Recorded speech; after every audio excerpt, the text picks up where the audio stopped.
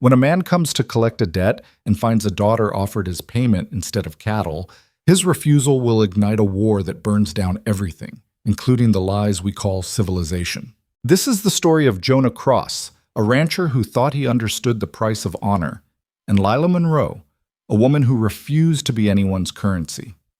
What begins as 6 missing cattle ends in courtroom battles, arson, and a fight for something the law never protected: the right to choose your own future. Stay with me until the end, hit that like button, and drop a comment with your city so I can see how far this story travels. The August sun didn't apologize for anything. It sat heavy on the Texas hills like a predator watching its territory, baking the grass into straw and turning the air into something you had to chew before breathing. Jonah Cross rode through it with the kind of stillness that came from decades of not flinching, not at heat, not at hardship, not at men who thought words could substitute for what they owed. Behind him, his children matched his silence. Eli, 14, rode with his shoulders already carrying the weight his father had been building there since the boy could walk. Maya, 11, kept her eyes on the horizon like she'd been taught, scanning for movement, for threats, for anything that didn't belong. The Cross family didn't make social calls. When they rode somewhere together, it meant business, and business in these parts rarely ended with handshakes. Jonah hadn't spoken in over an hour. His jaw worked occasionally, grinding something invisible between his teeth, maybe tobacco, maybe just the arithmetic of patience running out. 6 head of cattle, 4 months of silence, 2 letters sent and ignored. The numbers were simple. The principle was simpler. A man gave his word, or he didn't. Walter Monroe had given his, and then he disappeared behind it like a coward behind a barn door.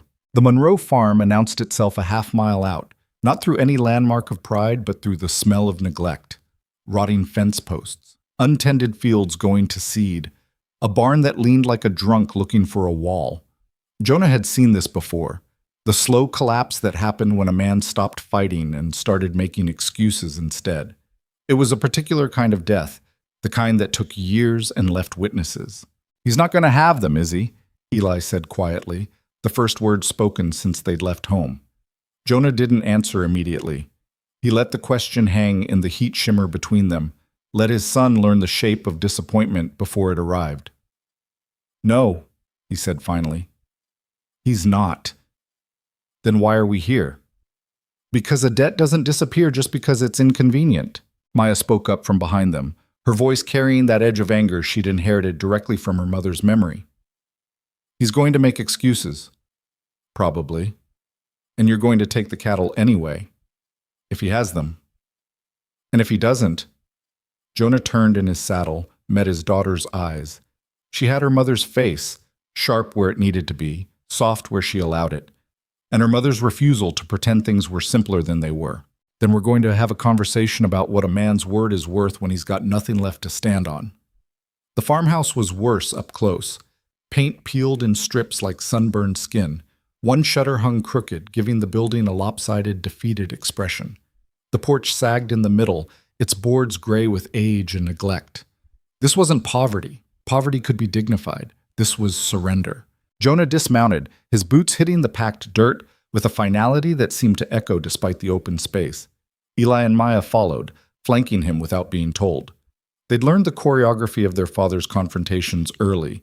Stay close, stay quiet, stay ready. The front door opened before Jonah reached it. Walter Monroe looked like he'd aged a decade in the 4 months since Jonah had last seen him. His face had gone slack, skin hanging loose on his skull, like it was considering whether to keep holding on.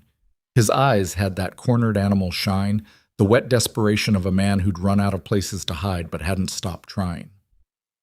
"Jonah." Monroe's voice cracked on the name, tried to recover, failed. "Didn't expect you today." "You didn't expect me last month either, or the month before that." Jonah stopped at the base of the porch steps, hands loose at his sides.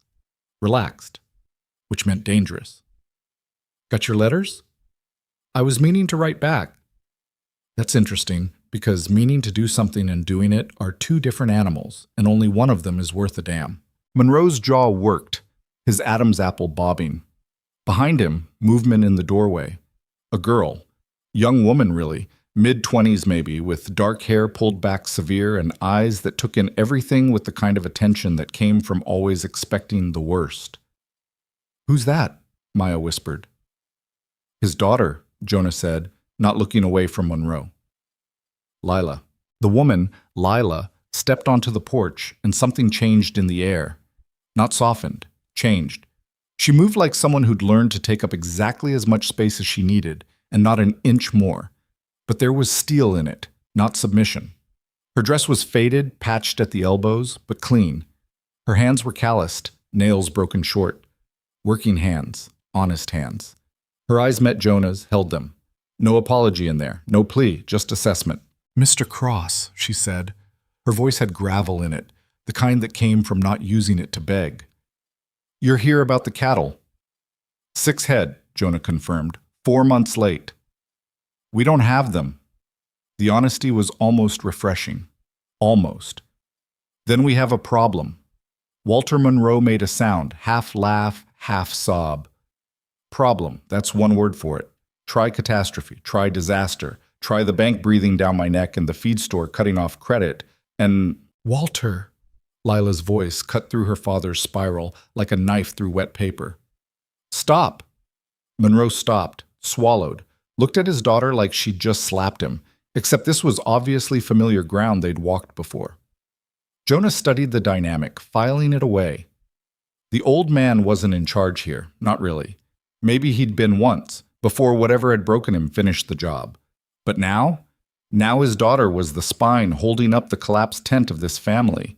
"I can explain," Monroe started again, quieter now, his hands coming up in that universal gesture of "please don't hit me" that Jonah found more pathetic than provocative.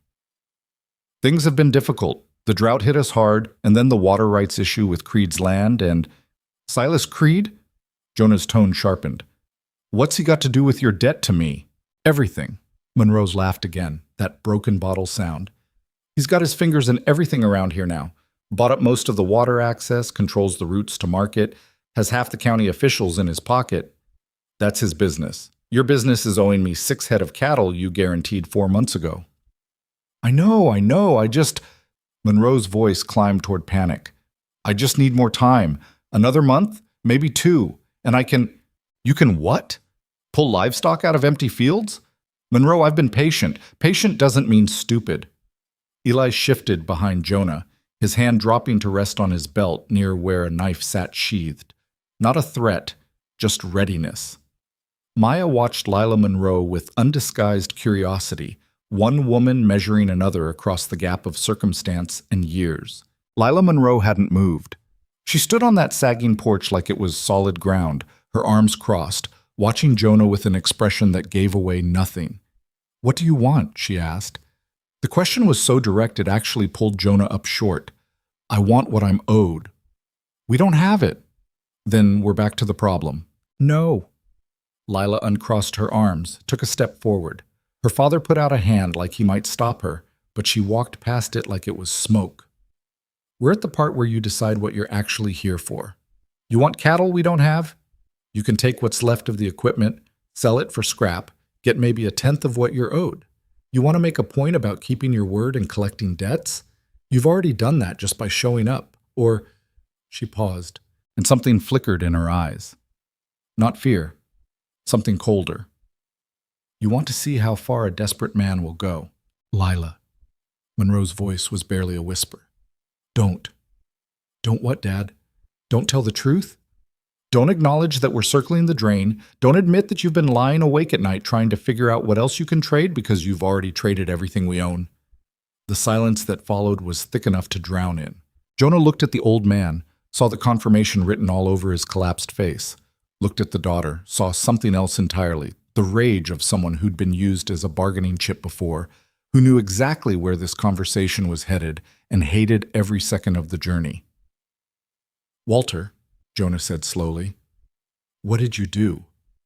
Monroe's mouth opened, closed, opened again. I thought maybe, if there was another way." "What did you do?" "He was going to suggest trading me," Lila said flatly. "My labor. 6 months of work on your ranch to settle the debt." That's what he's been building up to since you rode into the yard. The heat of the August sun was nothing compared to the heat that rose in Jonah's chest. Not anger, something worse. Disgust. The kind that made you want to scrub your hands after a conversation. Is that true? Monroe wouldn't meet his eyes. That was answer enough. Jesus Christ, Walter. It's not like it sounds. Monroe was babbling now, words falling over themselves in their rush to escape. It would be honest work, proper employment. I'd make sure she was treated right, and it would give us time to recover, to rebuild. And she's a hard worker. She knows horses, knows fence mending. She could... Stop talking, Jonah said. Monroe stopped. Jonah looked at Lila. She looked back. In her eyes, he saw something he recognized, the exhaustion of holding up a structure that kept trying to collapse. She wasn't surprised by her father's proposal. She was tired of it. This your idea? He asked her. No. You agree to it? Does it matter? Yes. Something shifted in her expression. Surprise, maybe, that the question had been asked at all. In her world, Jonah suspected, women got told, not asked. Then no, she said. I don't agree to it. I don't agree to being traded like a plow horse to settle a debt I didn't create. I don't agree to my father using me as currency because he's too broken to stand on his own.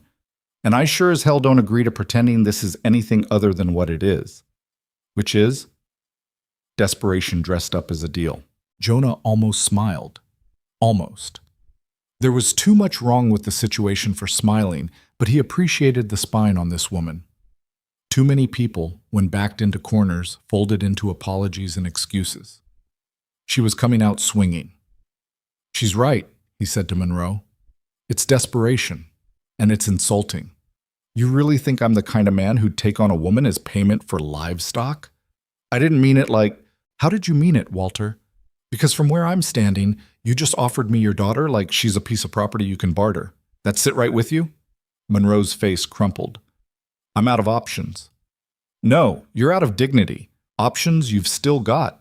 You could sell this place, pay your debts, start over somewhere else. You could ask for help instead of hiding from it. You could act like a man instead of a coward, using his own child as a shield. The words hit like physical blows. Monroe actually staggered back a step, his hand reaching for the porch railing for support. Lila watched her father's collapse with an expression that was somehow worse than anger, pity mixed with contempt, the look you give someone who's disappointed you so many times you've stopped expecting better. Then hoofbeats. Everyone's head turned toward the sound. 3 riders coming up the road, moving with the kind of casual confidence that spoke of men who owned things, land, livestock, maybe people. The lead rider was tall, silver-haired, wearing clothes too fine for ranch work. Even from a distance, his bearing screamed money and power in equal measure. Hell, Monroe whispered. Who is that? Jonah asked, though he already knew. There was only one man in this part of Texas who rode like he owned the world and was collecting rent. Silas Creed, Lila said. Her voice had gone flat, empty of everything except a carefully controlled fury. The vulture finally shows up for the carcass. Creed rode into the yard like he'd been invited, his companions flanking him, hired muscle dressed up as ranch hands, the kind of men whose hands rested too comfortably near their weapons. He was 60 if he was a day, but age had refined him rather than diminishing him. Sharp eyes, sharper smile, and the kind of face that probably convinced people he was reasonable right up until he destroyed them. Walter, Creed said, tipping his hat with mock courtesy. Miss Monroe. Then his gaze shifted to Jonah. And Mr. Cross, what a surprise. Come to collect your debt? My business with Monroe is private, Jonah said evenly. Oh, I don't think anything on this property is private anymore. Not when the bank and I hold more paper on it than Walter does. Creed dismounted, his boots hitting the ground with authority. You see, I've been patient too. Very patient, waiting for Walter here to come to his senses. About what? Jonah asked, though he was starting to see the shape of it. About selling. This land's not much, but it borders my western property, controls access to a decent water source, and I don't like loose ends. Creed walked toward the porch, his men staying mounted but alert. I made him a fair offer 6 months ago. Very fair. More than this place is worth. Certainly more than he'll get when the bank forecloses. I'm not selling, Monroe said, but his voice had no strength in it. Yes, you are. It's just a question of when and for how much. Creed's smile didn't reach his eyes, though I'm willing to be flexible on the terms. How flexible? Lila asked, and there was poison in her tone. Creed looked at her then, really looked, and Jonah saw something in that gaze that made his hands curl into fists. It was the look of a man appraising merchandise, calculating value, deciding what something was worth to him. Very flexible, Creed said softly, for the right considerations. The air went still. Even the wind seemed to stop, like the world was holding its breath before violence. You need to leave, Jonah said. Not loud, not aggressive, simple statement of fact. Creed's attention shifted, his smile tightening. This isn't your concern, Cross. I'm making it my concern. Why? You here to collect a debt or play hero? I'm here because Walter Monroe owes me 6 head of cattle and I aim to settle accounts. You're interfering with that. I'm interfering. I own the debt on this land. I own the water rights. I own...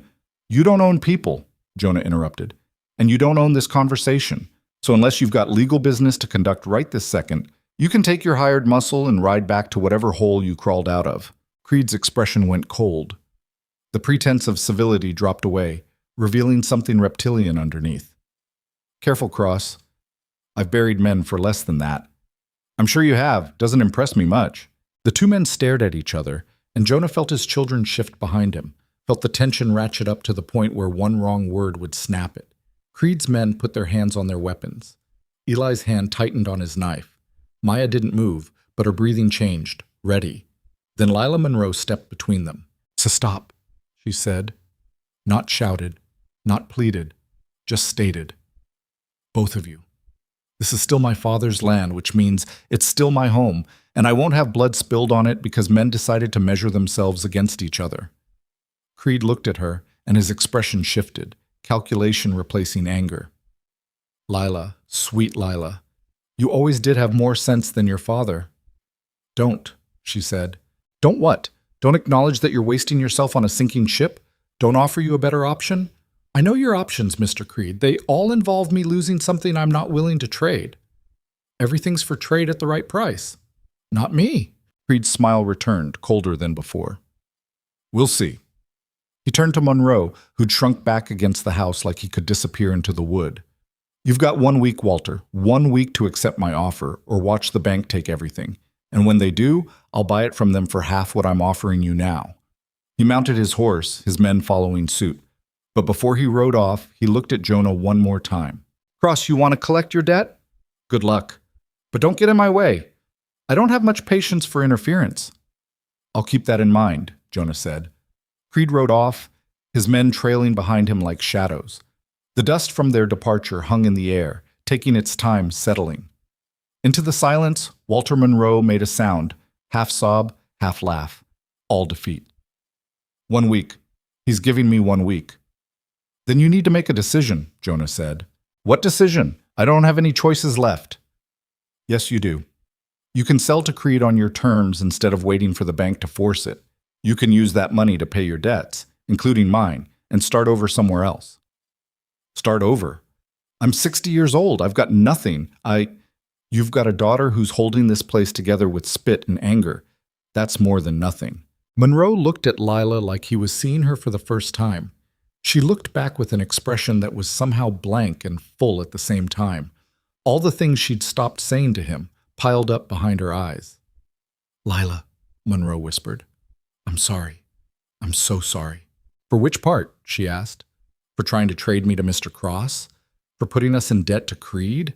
For letting this place fall apart while you drank yourself numb? I need specifics, Dad, because your sorry covers a lot of ground. Monroe's face did something complicated. Shame, grief, anger at himself. He turned away, walked into the house, and the door closing behind him sounded like surrender. Lila stood on the porch, her shoulders tight, her hands clenched. She didn't cry. Jonah suspected she'd learned a long time ago that crying didn't fix anything. Miss Monroe, Jonah said quietly, I'm sorry you're in this situation. She laughed, one sharp bark of sound.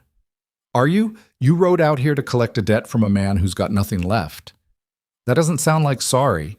I came here for cattle. not to witness your father selling you piece by piece to men who don't deserve the air they breathe. Noble, but you still want your money. I want what I'm owed, yes, but there's ways to settle accounts that don't involve treating people like property. Lila finally looked at him directly, and Jonah felt the impact of that gaze. She was measuring him, testing the weight of his words against the reality of his presence, deciding if he was different or just better at pretending. "What are you suggesting?" she asked. "I'm suggesting your father's right about one thing. He needs time to recover. Creed's offer gives him that if he takes it. He sells the land, pays his debts, sets himself up somewhere else. You're not tied to this place. And what about you? Your debt? I'll work it out with whatever he gets from the sale, or..."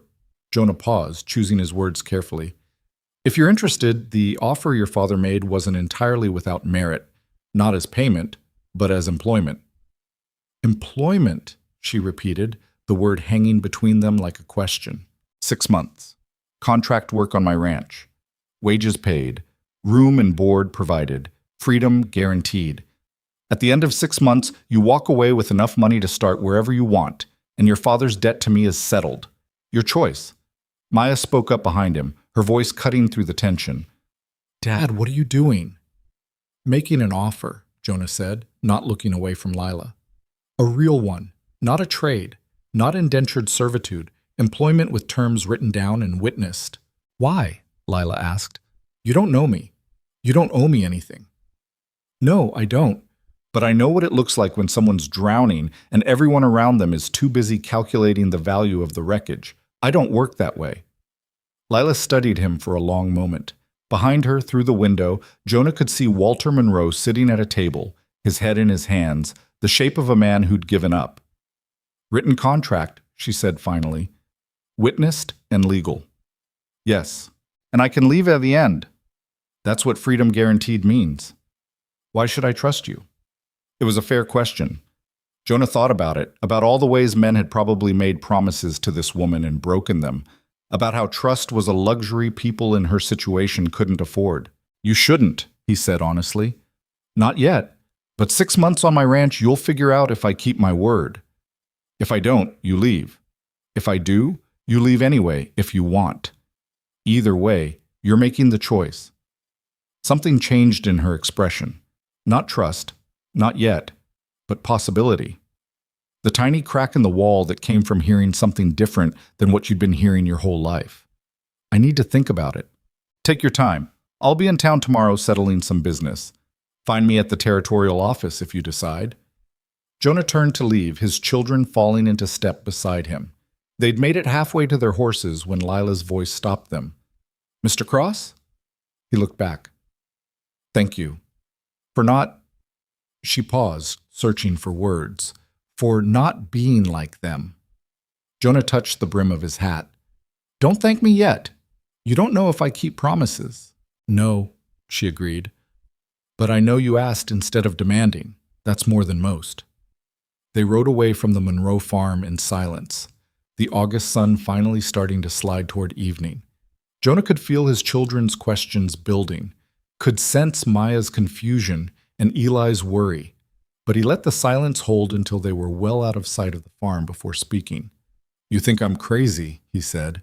"I think you just offered employment to a woman whose father tried to trade her like livestock," Eli said carefully, "and I'm trying to figure out why.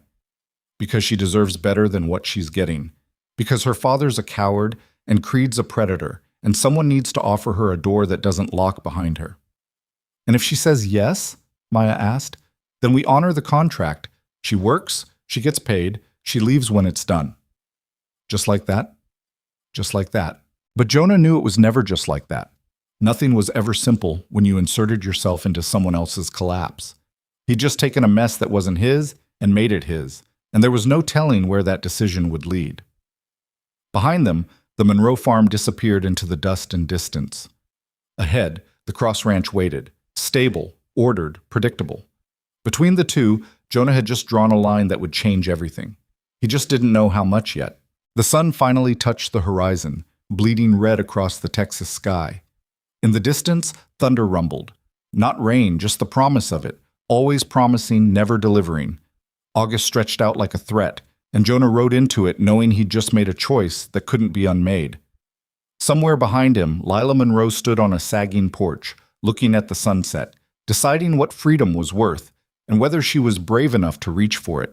And somewhere else, Silas Creed poured himself a drink and calculated his next move, because men like him never stopped calculating, never stopped taking, never stopped until someone made them. The stage was set. The players had their positions, and the August heat kept burning, indifferent to everything but its own relentless weight. What happened next was just a matter of time. Lila Monroe didn't sleep that night. She sat at the kitchen table while her father snored in the back room, the sound rasping and wet like something dying slowly. The lamp burned low, casting shadows that made the peeling wallpaper look like skin sloughing off bones. Outside, cicadas screamed their endless summer song, and somewhere in the darkness, an owl asked questions nobody could answer. She kept turning Jonah Cross's words over in her mind, looking for the trap. There was always a trap. Men didn't offer women choices. They offered illusions of choice, doors that opened into smaller cages. Her father had taught her that lesson thoroughly, if unintentionally. Every promise he'd made had come with conditions she discovered too late. But Cross had asked.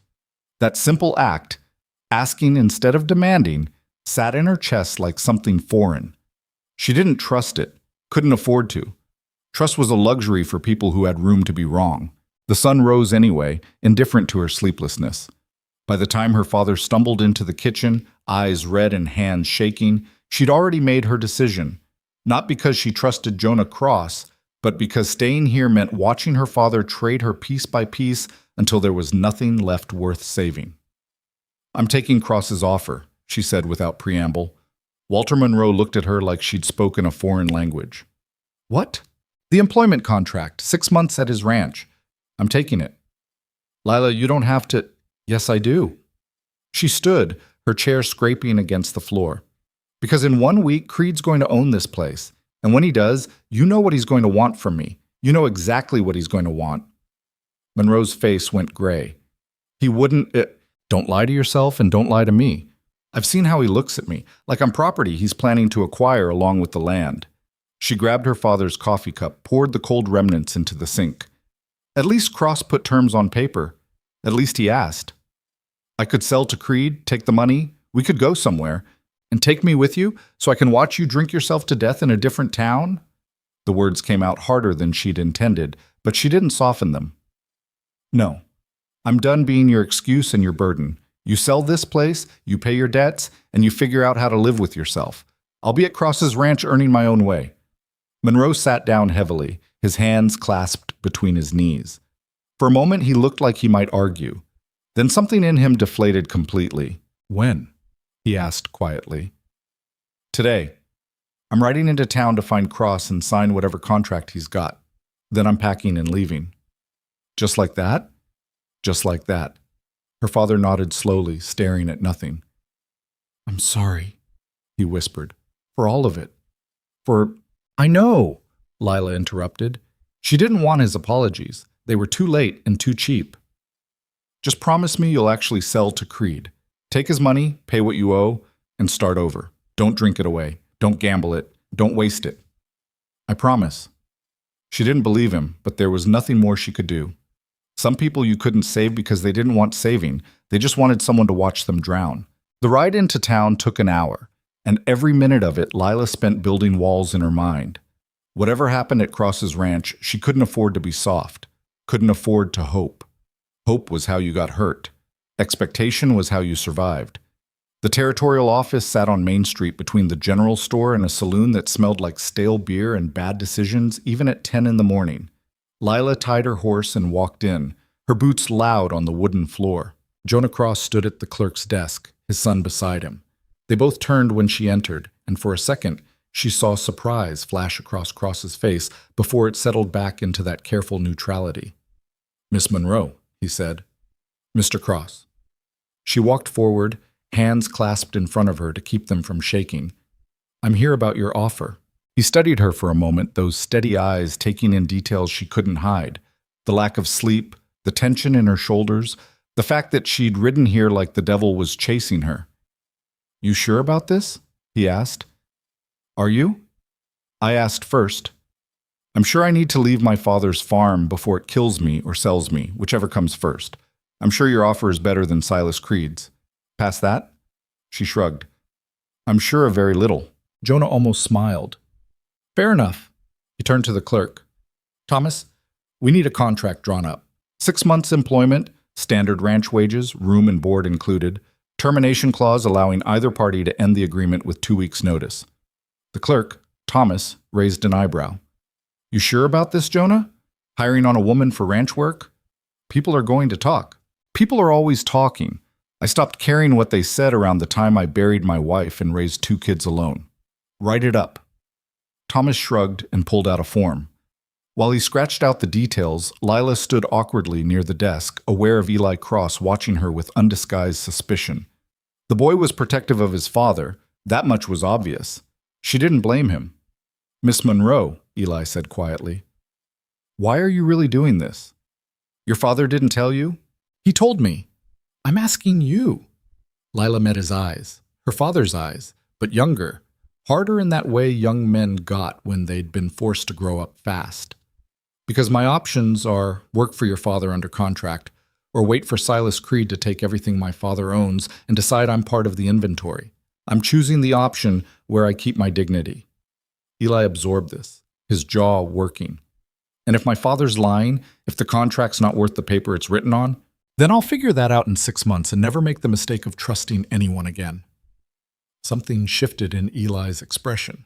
Not approval exactly, but recognition. He knew what it looked like when someone had run out of better choices. Thomas finished writing and slid the contract across the desk. Lila read it carefully, every word, looking for the hooks hidden in the language. But it was straightforward. 6 months, specific wages, room and board, termination clause. At the bottom, a line for her signature and a line for crosses. You can take time to think about it, Jonah said. I've thought enough. She signed her name, Lila Catherine Monroe, in the careful script her mother had taught her before dying of fever when Lila was 12. Jonah signed below her, his handwriting blocky and efficient. Thomas witnessed both signatures, stamped the document, and made a copy. That's it, Thomas said, handing Lila her copy. You're officially employed by the Cross Ranch. The paper felt strange in her hands. Official, real. Proof that she'd just bet her future on a man she barely knew, because the alternative was worse. When do you want me to start? She asked Jonah. Today? If you're ready. Otherwise, today's fine. She folded the contract, tucked it into her pocket. I'll need to go back to the farm, pack my things. We'll ride with you, Jonah said. Help you move. That's not necessary. Wasn't asking if it was necessary. Was stating what we're doing. Lila wanted to argue, but exhaustion pressed down on her like a physical weight.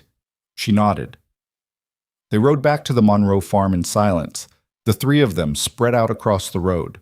Lila kept waiting for Jonah or Eli to start asking questions, making conversation, but they seemed content to let the quiet sit. She appreciated it more than they'd know. The farm looked even worse in late morning light, all its failures exposed by the sun. Walter Monroe sat on the porch, exactly where she'd left him, staring at nothing. I'll be quick, Lila said, dismounting. Her father looked up, saw Jonah and Eli, and something died a little more in his eyes. You're really going. I'm really going. Lila, don't, Dad, please. Just let me pack and leave. She went inside, climbed the narrow stairs to her room. Everything she owned fit in 2 bags. Clothes, a few books her mother had loved, a carved wooden box that held letters and small treasures, the accumulation of 26 years that barely filled 2 saddlebags. When she came back down, Jonah stood on the porch talking quietly to her father. She couldn't hear the words, but she saw Walter nod, saw him pull something from his pocket and hand it to Jonah. Money, probably. Whatever small amount he could scrape together toward the debt. That's not necessary, Jonah said, loud enough for her to hear now. It's something, Walter replied. It's what I can do. Jonah took the money, counted it quickly. This covers about 1/10. I'll consider the rest settled through Lila's wages. Thank you. Don't thank me. Thank your daughter for having more spine than you do. The words were harsh, but Walter didn't flinch. He deserved them and knew it. Lila loaded her bags onto her horse, checked the straps twice. When she turned, her father stood behind her, his hands hanging useless at his sides. "I really am sorry," he said. "I know." She did know. It just didn't change anything. "Sell to Creed, pay your debts, do better." "Will I see you again?" "I don't know." Honest answer. She didn't know if she wanted to see him again, didn't know if there was anything left between them worth preserving. Maybe. Walter Monroe nodded, accepting this. Then, in a moment that surprised them both, he pulled her into a brief, awkward hug. He smelled like sweat and whiskey and failure, and Lila let herself hold him for exactly 3 seconds before stepping back. "Goodbye, Dad." "Goodbye, Lila." She mounted her horse and didn't look back as they rode away. Looking back never helped anyone. The Cross Ranch announced itself through order: fences that stood straight, gates that closed properly, fields that showed evidence of planning and care. The house was 2 stories, painted white, with a porch that wrapped around 3 sides. The barn was massive, well-maintained, and currently full of horses that looked healthy and groomed. Maya Cross waited on the porch, her arms crossed, watching their approach with those sharp eyes that missed nothing. When they dismounted, she stayed where she was, making no move to seem welcoming. "Maya," Jonah said, "this is Miss Monroe. She'll be working here for the next 6 months. I expect you to treat her with respect." "Yes, sir," Maya said, but her tone suggested respect was going to be earned, not automatically given. "I'll show her where she'll be staying. Eli, help with her bags." Eli moved to grab Lila's saddlebags, and she let him, too tired to argue about independence. She followed Jonah into the house, her boots tracking dust across a floor that was clean, but not obsessively so. Lived in, not staged. "We've got a spare room upstairs," Jonah said, leading her up a narrow staircase. "Used to be a storage room, but I cleared it out this morning. It's not much, but it's private."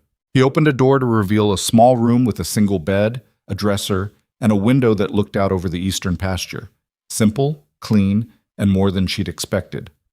"It's good," she said. "Thank you." Jonah nodded. "Bathrooms down the hall. Meals are at 6, noon, and 6. You miss one, you don't eat until the next. Ranch work starts at dawn, ends when it's done. I don't care if you're a woman. You do the work same as anyone else, or you don't do it at all." "Understood." Questions? 1,000 of them, but none she could articulate. She shook her head. "Then settle in. Tomorrow morning, I'll show you the routine." He left, closing the door behind him. Lila stood in the middle of the small room, her bags at her feet, and let herself breathe. Actually breathe, deep and full, for the first time in months. She'd done it. She'd left. Whatever came next, at least it was different from what came before. The next 3 days passed in a blur of learning. How Jonah ran his ranch, where everything was kept, what tasks needed doing, and in what order. He worked her hard, no concessions for gender, and she appreciated it. Being treated like an equal laborer was better than being treated like fragile decoration. Maya watched her constantly, not hostile, but not friendly either. The girl was protecting something, probably her family, and Lila understood that. Eli was more direct. He asked questions, tested her knowledge, and seemed grudgingly impressed when she knew her way around horses and mending. On the 4th morning, a rider arrived while they were eating breakfast. Jonah saw him through the window and went still. "Eli, get the rifle." "What's wrong?" Lila asked. "That's one of Creed's men." The rider stopped in the yard, stayed mounted. He was young, maybe 25, with the kind of pretty face that hid mean eyes. When Jonah stepped onto the porch, rifle held loose but ready, the rider smiled. "Morning, Cross. Mr. Creed sent me with a message." "I'm not interested in messages from Silas Creed. You'll want to hear this one." The rider's smile widened. "Seems there's been a development with the Monroe property. Walter Monroe accepted Mr. Creed's offer yesterday, signed the papers, took the money. That land's Creed property now." Jonah's expression didn't change. "Good for Walter. Doesn't concern me." "Oh, but it does." The rider pulled a folded document from his jacket. "See, when Mr. Creed bought the land, he also acquired all associated contracts and agreements, including one particularly interesting document that Walter Monroe signed about 8 years ago." "What document?" "A betrothal contract. Seems Monroe promised his daughter to Mr. Creed's son back when Thomas Creed was still alive. Never went through because Thomas died in a riding accident, but the contract's still valid. which means Lila Monroe is legally promised to the Creed family. The silence that followed was absolute. Lila felt her stomach drop. That's not possible. The writer looked at her then, his smile turning sharp. Oh, it's very possible. Your father signed it when you were 18, needed money for the farm, and old Silas was willing to pay for the privilege of connecting his family to Monroe's land. Thomas's death avoided the marriage specifics, but the contract itself transfers obligation. Since Lila's not married and still under 27, and since Silas now owns both the land and the contract, he's within his legal rights to claim completion. Completion of what? Jonah's voice was deadly quiet. The contract stipulated either marriage or 5 years of service to the Creed household. Since marriage is off the table, service becomes the default. The writer tossed the document toward the porch. It landed at Jonah's feet. Mr. Creed's giving you 48 hours to return Miss Monroe. After that, he'll pursue legal action for theft of contracted property. I'm not property, Lila said, but her voice came out weaker than she wanted. According to this contract, you are. The writer tipped his hat. 48 hours, Cross. Don't make this harder than it needs to be. He rode off, leaving the document lying on the porch like a snake. Jonah picked it up, read it quickly, his jaw tightening with each line. Then he handed it to Lila. She read it twice, her hands shaking. The language was formal, legal, and absolutely damning. Her father's signature sat at the bottom like an accusation. 8 years ago, when she'd been barely an adult, he'd sold her future to pay for a farm that was dying anyway. This can't be legal, she whispered. Unfortunately, it might be, Jonah said. Betrothal contracts are old law, but they're still on the books. And if your father signed it— He signed it. Her voice was hollow. Of course he signed it. He's been signing away pieces of me my whole life. Maya had appeared in the doorway, listening. So what do we do? Jonah looked at Lila, and she saw something in his eyes that wasn't pity. It was anger, cold, controlled fury at a system that let this happen. We fight it, he said. How? Lila asked. You read the contract. It's valid. Valid doesn't mean right. And I know someone who might be able to help. He turned to Eli. Saddle 3 horses. We're riding to Ashford to see Judge Morrison. Who's that? Lila asked.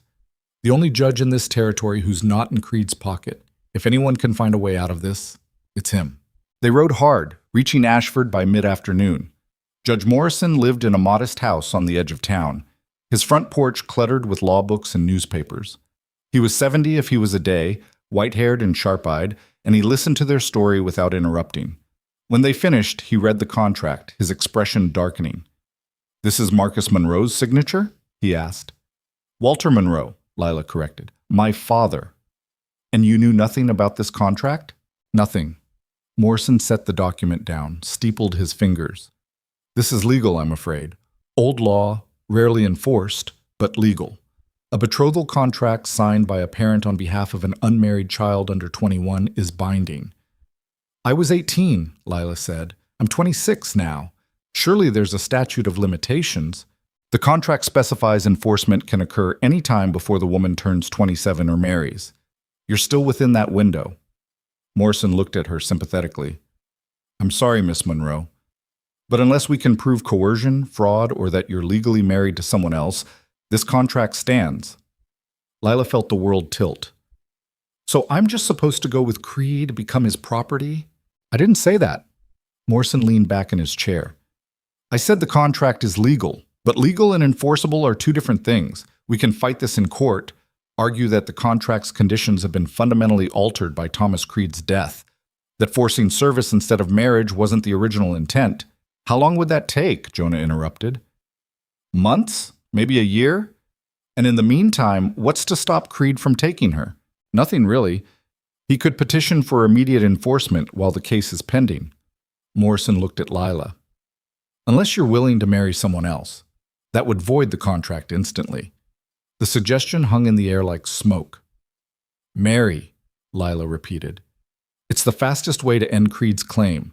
Marriage to another man would fulfill the contract's terms and end any obligation to the Creed family. Lila laughed, a bitter, broken sound. So my choice is become Creed's property or marry a stranger to escape him? Those are my options? I'm afraid so. She stood abruptly, needing to move, needing air. I need to think.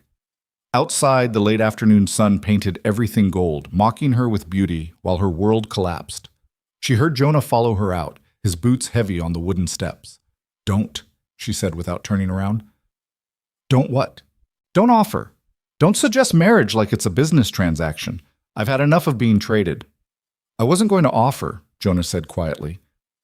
I was going to ask if you were okay. She turned then, studied his face. He looked tired, older than he had 4 days ago. Why are you helping me? You barely know me. Because this isn't right. Because watching Silas Creed collect people like their livestock makes me sick. Because, he paused, choosing words carefully. Because my wife died 6 years ago, and before she did, she made me promise I'd never stand by while someone powerless got crushed by someone powerful. I've kept that promise. Not planning to stop now. Lila felt something crack in her chest. Your wife sounds like she was a good person. She was. Better than I deserved. They stood in silence, watching the sun sink lower. Finally, Lila spoke. What if I did marry someone? Not for real, just legally, to void the contract. Jonah looked at her carefully. You thinking about that? I'm thinking I'd rather choose my own cage than have Creed lock me in his. Marriage isn't a cage if it's done right. And if it's done wrong, then it's worse than any cage. She appreciated the honesty. If I asked you, she stopped, unable to finish. If you asked me to marry you to void Creed's contract, I'd say yes, Jonah said. But I'd also tell you to think real hard about whether that's what you want. Because once we do that, there's no taking it back easy. Would it be real? Legally? Yes. Everything else? He shrugged. That would be up to us to figure out. Lila turned back to the sunset, her mind racing. This was insane. She'd known this man less than a week. Marriage was supposed to mean something, be something. But what choice did she have? Creed's contract or Cross's ring? At least with Cross, she'd have some say in how the story ended. I need tonight to think, she said. Take it. But she already knew what her answer would be. Sometimes survival meant making impossible choices and living with them. Sometimes freedom wore a wedding band. The morning came too fast and not fast enough. Lila had spent the night in Judge Morrison's guest room, staring at ceiling cracks that looked like rivers on a map leading nowhere. Every time she closed her eyes, she saw her father's signature on that contract, saw Silas Creed's predatory smile, saw the bars of a cage she hadn't known existed until it was already locked. By dawn, she'd made her choice, not because it was good, but because it was better than the alternative. She found Jonah on Morrison's porch, coffee in hand, watching the sun burn off the early fog. He didn't turn when she sat down beside him, just handed her his cup without a word. She took it, drank, and let the bitter heat ground her. I'll marry you, she said. Jonah nodded slowly, like he'd expected this, but hoped he wouldn't hear it. You sure? No, but I'm doing it anyway. That's honest, at least. He took the cup back, finished it. We should talk about what this means. It means I'm legally your wife and Creed can't touch me. It means more than that. Jonah set the cup down, looked at her directly. Marriage isn't something you can put on like a coat and take off when it's convenient. Once we do this, we're bound legally, socially, all of it. People will have expectations. My kids will have questions. And Creed's going to come after us harder because we made him look like a fool. I know. Do you? Because I need you to understand what you're walking into. This isn't just signing a paper. This changes everything. Lila met his eyes, saw the worry there, the doubt. He was giving her an out, one last chance to run. She appreciated it and ignored it. I understand that every choice I have is bad, she said. But marrying you gives me some control. Marrying you means I chose something instead of having it chosen for me. That's worth the cost. Jonah studied her face for a long moment, then nodded. All right, then we do this properly. Not sneaking around, not hiding. We tell my kids first, then we go to the courthouse and make it legal. And then? Then we go home and figure out how to live with what we've done. They rode back to the ranch in silence, the weight of the decision pressing down like physical cargo. Lila kept waiting to feel something, fear, relief, regret. But there was just numbness. She'd learned a long time ago that feeling things too deeply was a luxury she couldn't afford. Eli and Maya were in the barn when they returned, mucking stalls. Both stopped when they saw their father's expression. "What happened?" Eli asked, wariness in his voice. "We need to talk," Jonah said. "Inside." They gathered in the kitchen, the four of them around a table that suddenly felt too small. Jonah didn't ease into it, didn't soften the blow. "Lila and I are getting married," he said. "Today." The silence was devastating. Maya spoke first, her voice sharp. "What?" "You heard me." "This is insane. You've known her a week." 5 days, Eli corrected quietly, his face pale. "You've known her 5 days and you're marrying her?" "It's not that simple," Jonah started. "Then make it simple," Maya interrupted, standing up. "Because from where I'm sitting, it looks like you're making the stupidest decision of your life." "Maya, no," the girl's voice cracked. "You don't get to do this. You don't get to bring a stranger into our house and then marry her like it's nothing. What about Mom?" The words hit like a slap. Jonah's face went still, that careful blankness he wore when emotions got too big to show. "Your mother's been gone 6 years," he said quietly, "and she'd want me to do what's right. Marrying someone you barely know isn't right. It's desperate." Lila stood, her chair scraping. "I should go." "No," Jonah said. "Stay. They deserve the truth." "What truth?" Eli asked.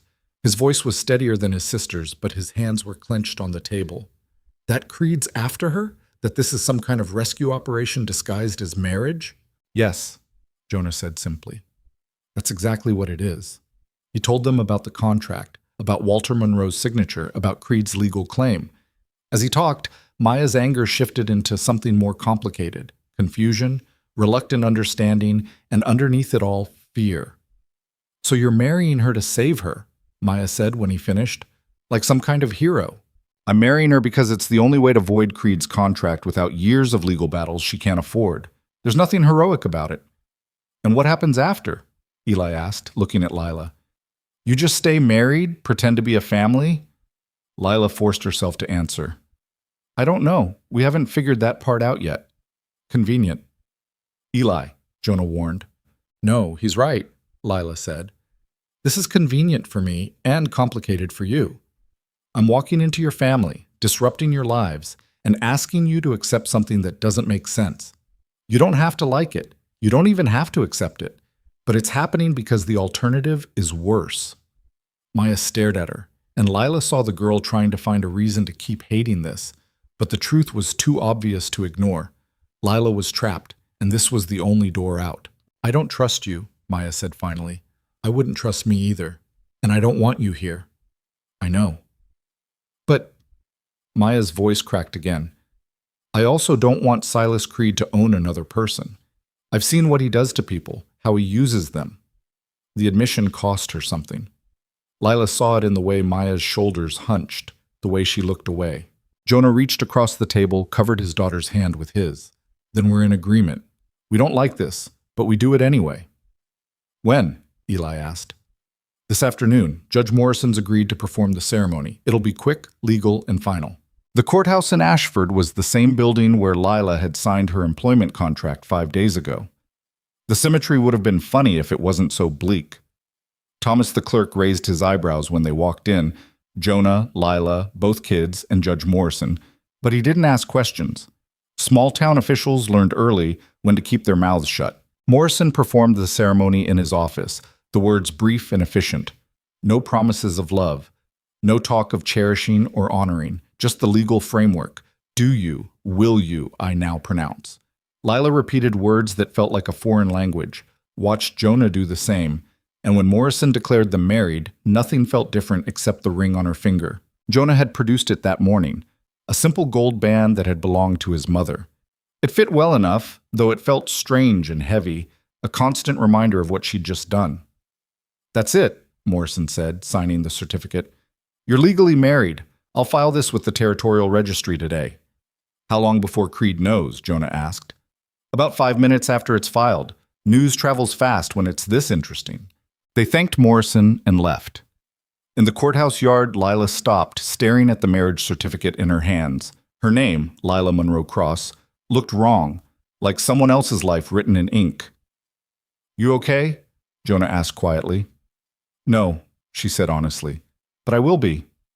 They were halfway home when they saw the smoke, black, thick, rising in a column from the direction of the ranch. Jonah kicked his horse into a gallop without a word, and the rest of them followed, fear making their mounts faster than safety allowed. The stables were burning, not the whole structure yet, but the eastern section, flames licking up the dry wood and spreading fast. Smoke poured out of the open doors, and inside horses screamed. Jonah was off his mount before it fully stopped, running toward the barn. Eli, get the water pump going. Maya, help me with the horses. But Maya was already running toward the stables, and Lila saw her disappear into the smoke before anyone could stop her. Maya! Jonah's voice broke on his daughter's name. Lila didn't think. She ran after the girl, into smoke that burned her lungs and heat that felt like being swallowed. The visibility was almost zero, just shapes and shadows, and the terrifying screams of panicked animals. Maya! She shouted, coughing. A small sound to her left, crying, choking. Lila followed it, hands outstretched, until she found Maya crouched in a stall, trying to calm a horse that was rearing and kicking, too panicked to save. Leave it! Lila grabbed Maya's arm. We have to go. I can't. She's trapped. The horse's lead was tangled in the stall hardware, looped wrong and pulling tighter as the animal fought.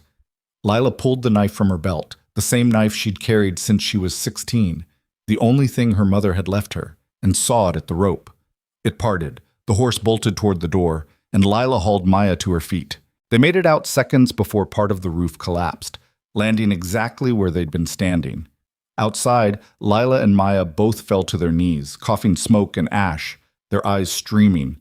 Jonah was there, pulling them both away from the building, his face white with terror and fury. What were you thinking? The horses? Maya gasped. I don't care about the horses. You could have died. But Eli had gotten the water going, and neighbors were arriving, the ranch hands from the property next door, people from town who'd seen the smoke. They formed a bucket line, fighting the fire with the kind of desperate efficiency that came from knowing how fast fire could spread in dry country. It took 2 hours to kill the blaze completely. By then, the eastern third of the stables was destroyed, 4 horses were loose somewhere in the hills, and everyone was covered in soot and exhaustion. Lila sat on the ground near the water pump, watching Jonah survey the damage with his jaw clenched so tight she thought his teeth might crack. Eli stood beside him, both of them looking at the charred wreckage. This wasn't an accident, Eli said. No, Jonah agreed. It wasn't. Maya appeared beside Lila, her face streaked with ash and tear tracks. She didn't say anything, just sat down heavily. Thank you, she said finally, for coming after me. You shouldn't have run in there. I know, but my horse... Her voice broke. That was my horse. Mom gave her to me before she died. Lila understood then. Not just the panic, but the fear underneath it, the terror of losing another piece of someone already lost. Did she get out? Lila asked. I think so. I saw her run toward the north pasture. Then we'll find her when it's light. Maya nodded, wiping her face with a hand that left more ash than it cleaned. They sat together in silence, breathing smoke-tinged air, while around them people worked to salvage what could be saved. As the sun set, most of the neighbors left, promising to come back tomorrow to help with repairs. Jonah thanked them mechanically, his mind clearly elsewhere. When the last one was gone, he gathered his family and Lila in the yard. This was Creed, he said. No question, just fact. You don't know that, Eli started. I know it, you know it. He found out about the marriage and sent a message. By burning our stables? Maya's voice climbed. That's insane. That's Creed. He doesn't take losing well. Lila felt guilt claw at her throat. This is my fault. No, Jonah said sharply. This is Creed's fault. He set the fire, or paid someone to. You didn't do anything except refuse to be his property. But if I hadn't married you, then you'd be on your way to his ranch right now, and my stables would probably still be burning because Creed likes making points. Jonah's voice was hard. Don't take responsibility for what violent men choose to do. They make their own choices. He turned toward the house, then stopped. We're not backing down. We're not giving him what he wants. We're going to rebuild, and we're going to fight him in court, and we're going to make sure everyone knows what he did here today. And if he comes back, Eli asked, Then we're ready. Jonah looked at each of them. From now on, someone's awake at all times. We take shifts watching the property. No one goes anywhere alone. And we start building a case against him that'll hold up when we bring it to Morrison. That night, Lila took the first watch. She sat on the porch with a rifle across her lap, watching shadows and listening to the normal sounds of night try to convince her everything was fine. Around 3 in the morning, Jonah came out to relieve her. "You should sleep," he said. "So should you." "Can't. Keep thinking about Maya running into that fire." He sat down beside her, took the rifle, held it like it was familiar. "I almost lost her today." "But you didn't, because you went after her." He looked at her. "You didn't have to do that." "Yes, I did. She's a child." "She's your stepdaughter now." The word hung between them, strange and weighted. Stepdaughter, stepfather, husband, wife. All these relationships created by a signature and circumstance. "I don't know how to be that," Lila admitted. "Neither do I. I've never been a husband to someone who wasn't Sarah." "You loved her." "Yes. And I'm not her." "No." Jonah looked out at the darkness. "But you're here, and she's not. And we have to figure out how to live with that." They sat in silence, the rifle between them, the burned smell of the stables still hanging in the air. After a while, Jonah spoke again. "When Sarah died, I made a lot of promises, to myself, to her memory, to the kids. I promised I'd keep them safe, keep the ranch running, keep everything stable." He paused. "Today I realized I can't keep all those promises. Not anymore. Creed's escalating, and stability's not an option. So what do? We fight, but we fight smart." He looked at her. "Morrison's going to need proof that Creed's behind the fire, evidence that'll stand up in court. How do we get that? We make him slip. Men like Creed, they're arrogant. They think they're untouchable. That's when they make mistakes. And if he doesn't make mistakes, then we make our own proof. There are ways." Lila heard the edge in his voice, the hint of something darker than courtroom battles. "Legal ways?" "Mostly." She should have been worried by that answer. Instead, she felt something like relief. Jonah Cross wasn't just a rancher playing at protection. He understood how dirty fights got, and he wasn't afraid to get his hands filthy. The next morning brought unexpected visitors. 3 men on horseback, official-looking, with territorial marshal badges that caught the early sun. The lead marshal was older, gray-bearded, with eyes that had seen too much to be impressed by much. "Jonah Cross," he called from the yard. Jonah stepped onto the porch, Lila beside him. "That's me. I'm Marshal Briggs. Got a complaint filed against you by Silas Creed. Says you're harboring his legal property and refusing to return her." "I'm not his property," Lila said before Jonah could respond. "I'm Jonah Cross's wife." Briggs looked at her, then at Jonah. "That true?" "Married yesterday, legal and filed. My wife's not going anywhere." The marshal pulled a document from his saddlebag. "Creed's got a contract says different. Betrothal agreement signed by Walter Monroe, legally binding." "Voided by marriage to another man," Jonah countered. "Check with Judge Morrison. He performed the ceremony and filed the certificate." Briggs frowned, clearly not happy about being caught in the middle of this. "Creed says the marriage is fraudulent, done specifically to avoid his legitimate claim. Marriage is marriage. Motivation doesn't change legality. That's for a court to decide." Briggs shifted in his saddle. "I'm not here to take anyone, just delivering notice that Creed's filing suit. You'll both need to appear before Judge Morrison in 1 week to settle the matter." "We'll be there," Jonah said. After the marshals left, Lila turned to Jonah. "He's really doing this, taking us to court." "Of course he is. He can't burn us out if that failed, so now he tries the law. Creed knows how to use every tool available." "And if the court sides with him?" "They won't. Morrison's already said the marriage voids the contract." "Morrison also said Creed could argue it's fraudulent." "Let him argue. We'll prove it's legitimate." "How? We barely know each other. We have no history, We have a marriage certificate and a burned stable," Jonah interrupted. "That's history enough." But Lila saw the worry in his eyes, the calculation. He was trying to figure out how to win a fight where the rules kept changing. The week before the court date passed in a blur of tension and preparation. Jonah spent hours with Morrison, building their case. Eli and Maya helped rebuild the stable section, their movements stiff around Lila, but not hostile. Progress, maybe. Lila found herself falling into routines, cooking meals, mending clothes, working alongside the family like this was normal. Sometimes she'd catch herself forgetting this was temporary, that she'd married a stranger to escape a worse stranger. Those moments scared her more than Creed's threats. 3 days before this court date, Maya's horse came back. The mare was skittish, favoring her left foreleg, but alive. Maya cried when she saw her, actually cried, and later that night she thanked Lila again. For going into the fire, Maya clarified. I never thanked you properly.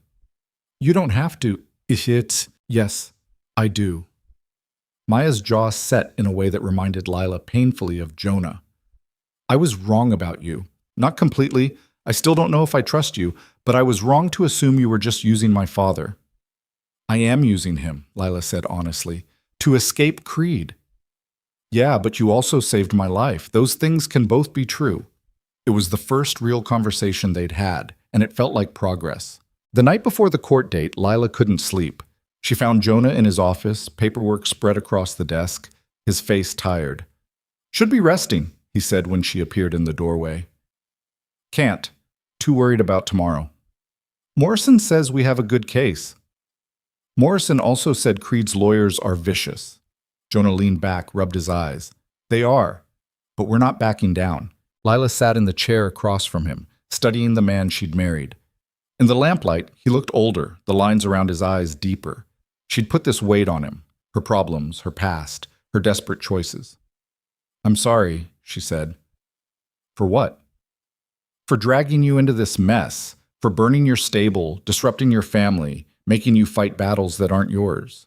Creed burned my stable, and the battles became mine when I offered you that contract. He looked at her directly. You didn't force anything. I chose this. Why? I told you, my wife made me promise. That's not the whole reason. Lila leaned forward. You could have honored that promise without marrying me. You could have helped me fight without tying yourself to me legally. Why did you really do this? Jonah was quiet for a long moment. When he spoke, his voice was careful. Because I know what it's like to be trapped, to have your choices made by other people and pretend you're fine with it. And because, he paused, because you reminded me that there's more to life than just surviving. Sometimes you have to fight for something, even if it's messy. Is that what I am? Your messy fight? You're a person who deserved better than what you got. That's enough. They sat in silence, the lamplight flickering between them. Outside, the night sounds continued. Crickets, wind, the distant call of an owl. Normal sounds for an abnormal situation. What happens if we win tomorrow? Lila asked. Creed loses his claim. You're free. And us? Jonah met her eyes. That's up to you. The marriage is real legally, but what it means beyond that, we figure that out as we go. It wasn't a promise or a declaration, just honesty. Lila found she appreciated that more than any pretty words. The courthouse was packed when they arrived. News had spread fast. Jonah Cross versus Silas Creed, a fight over contracts and marriage and property rights. Half the county showed up to watch. Creed sat at the front, his lawyer beside him, a sharp-eyed man from Austin who looked like he ate broken dreams for breakfast. When Lila and Jonah entered, Creed's gaze locked onto her, cold and possessive. Judge Morrison called the court to order, and the battle began. Creed's lawyer went first, laying out the betrothal contract, Walter Monroe's signature, the legal precedent for enforcement. He argued that Jonah and Lila's marriage was a deliberate attempt to circumvent a legitimate contract done in bad faith, specifically to defraud Creed of his legal rights. This marriage is a sham, the lawyer declared. A desperate ploy by two people who barely know each other, orchestrated solely to avoid fulfilling an obligation signed and witnessed 8 years ago. Morrison's lawyer, a local named Patterson, who looked unimpressive but spoke with careful precision, countered. He established the timeline, Lila and Jonah's employment contract, the revelation of Creed's claim, the marriage as a legal response to an untenable situation. The betrothal contract may be valid, Patterson said, but it's also conditional. Marriage to another party voids it. Miss Monroe, Mrs. Cross, exercised her legal right to marry. That right supersedes any prior agreement. Marriage requires intent, Creed's lawyer shot back. Good faith, not legal manipulation. Then let's examine good faith. Patterson turned to face Creed directly. Mr. Creed purchased the Monroe property knowing it came with this contract. He could have approached Mrs. Cross directly, explained the situation, sought amicable resolution. Instead, he sent armed men with demands and 48-hour ultimatums. Who's acting in bad faith here? The arguments went back and forth. Legal precedent against moral authority, contract law against human rights. Lila sat beside Jonah, her hands clenched in her lap, watching her future get debated by men in suits. Then Morrison called her to testify. She stood, walked to the witness chair, placed her hand on the Bible for the oath. Her voice didn't shake when she swore to tell the truth. Creed's lawyer approached her like a predator circling prey. Mrs. Cross, or should I say Miss Monroe, did you know about the betrothal contract before marrying Jonah Cross? Yes. And the marriage was done specifically to void that contract? Yes. So you admit this was a strategic marriage, not one based on affection or commitment? I admit I married Jonah Cross to escape becoming Silas Creed's property. If that's strategic, then yes. But you barely knew Mr. Cross at the time. 5 days of acquaintance before marriage. Would you call that responsible? Lila looked at Creed, then back at the lawyer. I'd call it survival. When your choices are marry a man who asks your permission or become property of a man who doesn't, you pick the one who treats you like a human being. Emotional testimony, but it doesn't change the law. The law, Lila interrupted, says I can marry who I choose. I chose Jonah Cross, not because it's perfect, not because I love him, but because he offered me something Silas Creed never would. Choice. That's legal. That's valid. And that's final. The courtroom was silent. Creed's lawyer tried to recover, asked more questions, but Lila had said what mattered. When she stepped down, Jonah's expression held something she couldn't quite name. Pride? Maybe? Or respect. Then Morrison called Walter Monroe to the stand. Lila's father shuffled to the front, looking smaller than she remembered. He'd aged years in the weeks since she'd left, his face hollow and his hands shaking. Patterson questioned him gently. Mr. Monroe, did you sign the betrothal contract?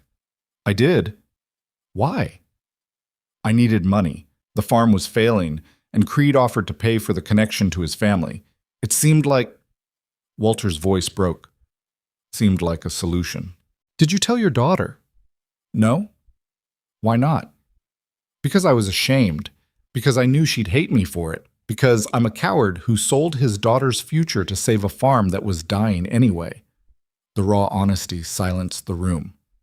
Do you believe the contract should be enforced? Patterson asked. Walter looked at Creed, then at Lila. His eyes were wet. No, I signed it, but it was wrong. Using my daughter as currency was wrong, and watching Silas Creed try to claim her like she's livestock makes me sick. She deserves better than what I gave her. She deserves freedom. Creed's lawyer objected, calling the testimony emotional and irrelevant, but Morrison overruled him. This wasn't just about contracts. It was about what kind of society they wanted to build. The final arguments were made, the legal points summarized. Then Morrison called a recess to deliberate. They waited in the hallway, Lila pacing while Jonah stood still as stone. Eli and Maya had come, sitting on a bench and watching everything with wide eyes. An hour later, Morrison called them back. The courtroom was absolutely silent as the judge spoke. This court has reviewed the betrothal contract, examined the marriage certificate, and heard testimony from all parties. The question before us is simple. Does a prior contract supersede a woman's right to choose her own spouse? He paused, looked directly at Creed. It does not. Lila's legs went weak. The betrothal contract, while legal at the time of signing, is conditional upon the woman remaining unmarried and under 27 years of age. Mrs. Cross married Jonah Cross in a ceremony performed by this court, witnessed and filed legally. That marriage, regardless of motivation, voids the prior contract. Creed stood. Your Honor, this is clearly fraud. Bossad. Sit down, Mr. Creed. Morrison's voice was ice. The marriage may be unconventional, but it's legal. And frankly, this court finds your actions in this matter disturbing. You purchased property with a contract attached, then attempted to enforce that contract in a manner that treats a human being as transferable goods. That's not how we conduct business in this territory. The law allows the law allows many things that are morally reprehensible. This court will not be party to treating women as property. Morrison banged his gavel. The betrothal contract is void. Silas Creed has no legal claim to Lila Cross. This case is dismissed. The courtroom erupted. Lila heard the sound through a fog, her entire body numb. They'd won. She'd won. She was free. Jonah's hand found hers squeezed once. It's over. But when Lila looked at Creed's face, saw the cold fury there, she knew it wasn't over. It was just beginning. Creed didn't speak as he left the courthouse. Didn't threaten, didn't argue, didn't even look back. He just walked out with his lawyer trailing behind, his silence more terrifying than any words could have been. Men like Silas Creed didn't accept defeat. They recalculated. Leela watched him go, her hand still in Jonah's, and felt the victory curdle in her stomach. They'd won the legal battle, but the war was just getting started. We should celebrate, Patterson said, gathering his papers. This was a good win. Clean. Nothing about this is clean, Jonah said quietly. But thank you. Outside, the late afternoon sun made everything look deceptively peaceful. People congratulated them as they passed. Neighbors, townspeople, strangers who'd watched the trial like it was theater. Lila smiled and nodded and felt like a fraud. These people thought she'd won her freedom, but freedom wasn't a judge's ruling. It was what came after. Walter Monroe waited by their horses, looking like a man attending his own funeral. When Lila approached, he flinched. I'm sorry, he said, for what must have been the 100th time. For the contract, for everything, for... I know. Lila cut him off, too tired for this conversation again. What are you going to do now? Creed's still buying the land, gave me a week to clear out. Walter's laugh was bitter. At least he's keeping that part of the deal. Where will you go? Got a cousin in New Mexico. Might head there. Try to start over. He looked at her hopefully. Maybe I could write you? Let you know I'm doing better? Lila wanted to say no. Wanted to cut this tie completely, walk away from the man who'd spent 26 years using her as a solution to his problems. But when she looked at his face, broken, pathetic, genuinely sorry, she couldn't quite manage cruelty. Maybe, she said, if you actually get better.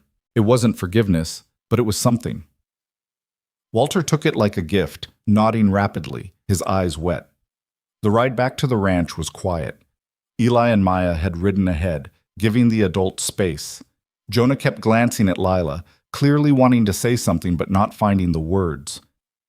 You can ask, Lila said finally. Ask what? Whatever you're chewing on, I can see you thinking. Jonah was quiet for a moment longer, then spoke. You told the court you didn't love me. I don't. Not yet. She looked at him. Does that bother you? No, I just... He paused, searching for words. I want you to know you don't have to. Love me, I mean. This marriage was about survival, not romance. If it stays that way, that's fine. And if it doesn't, then we figure it out. He met her eyes. But no pressure, no expectations. You've had enough people putting expectations on you. It was the right thing to say, generous and kind, and it made Lila's chest ache in a way she didn't know how to process. She'd spent so long building walls that she didn't know what to do when someone didn't try to climb them. They reached the ranch as the sun started its descent. The burned section of the stable stood like a scar against the landscape, a reminder of what Creed was capable of. Jonah stared at it for a long moment, his jaw tight. We need to rebuild, he said, and we need to do it fast. Show Creed we're not intimidated. You think he'll try again? I know he will. Question is when and how. That night, they ate dinner together, the four of them around the kitchen table, passing bowls and making small talk that felt almost normal. Maya told a story about finding a nest of baby rabbits in the north pasture. Eli complained about a fence section that kept sagging. Jonah listened to both, offering advice, and Lila sat there feeling like an intruder at a family gathering. But then Maya asked her to pass the bread, and Eli asked if she'd help him with the fence tomorrow since she seemed to know her way around post setting, and slowly Lila realized she wasn't an intruder anymore. She was just here, Part of the household, if not quite part of the family. After dinner, she helped wash dishes while Jonah handled the evening chores. Maya dried, her hands quick and efficient. "Can I ask you something?" Maya said quietly, glancing toward the door to make sure they were alone. "Sure. Do you actually like my father? Or is this all just—" She waved her hand vaguely. "Practical." Lila considered lying, softening the truth, but Maya deserved better. "It's practical. But I respect him. He's a good man who's doing a hard thing for someone he barely knows. That counts for something." "But you don't love him?" "No, not yet."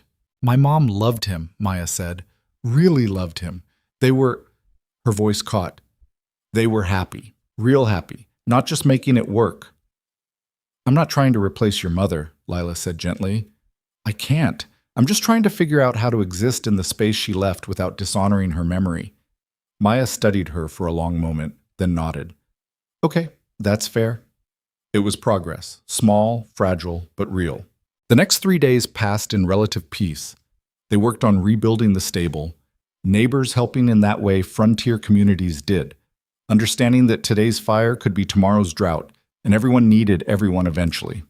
Lila worked alongside the men, her hands getting splinters and her back aching, and nobody commented on it. She was just another pair of hands.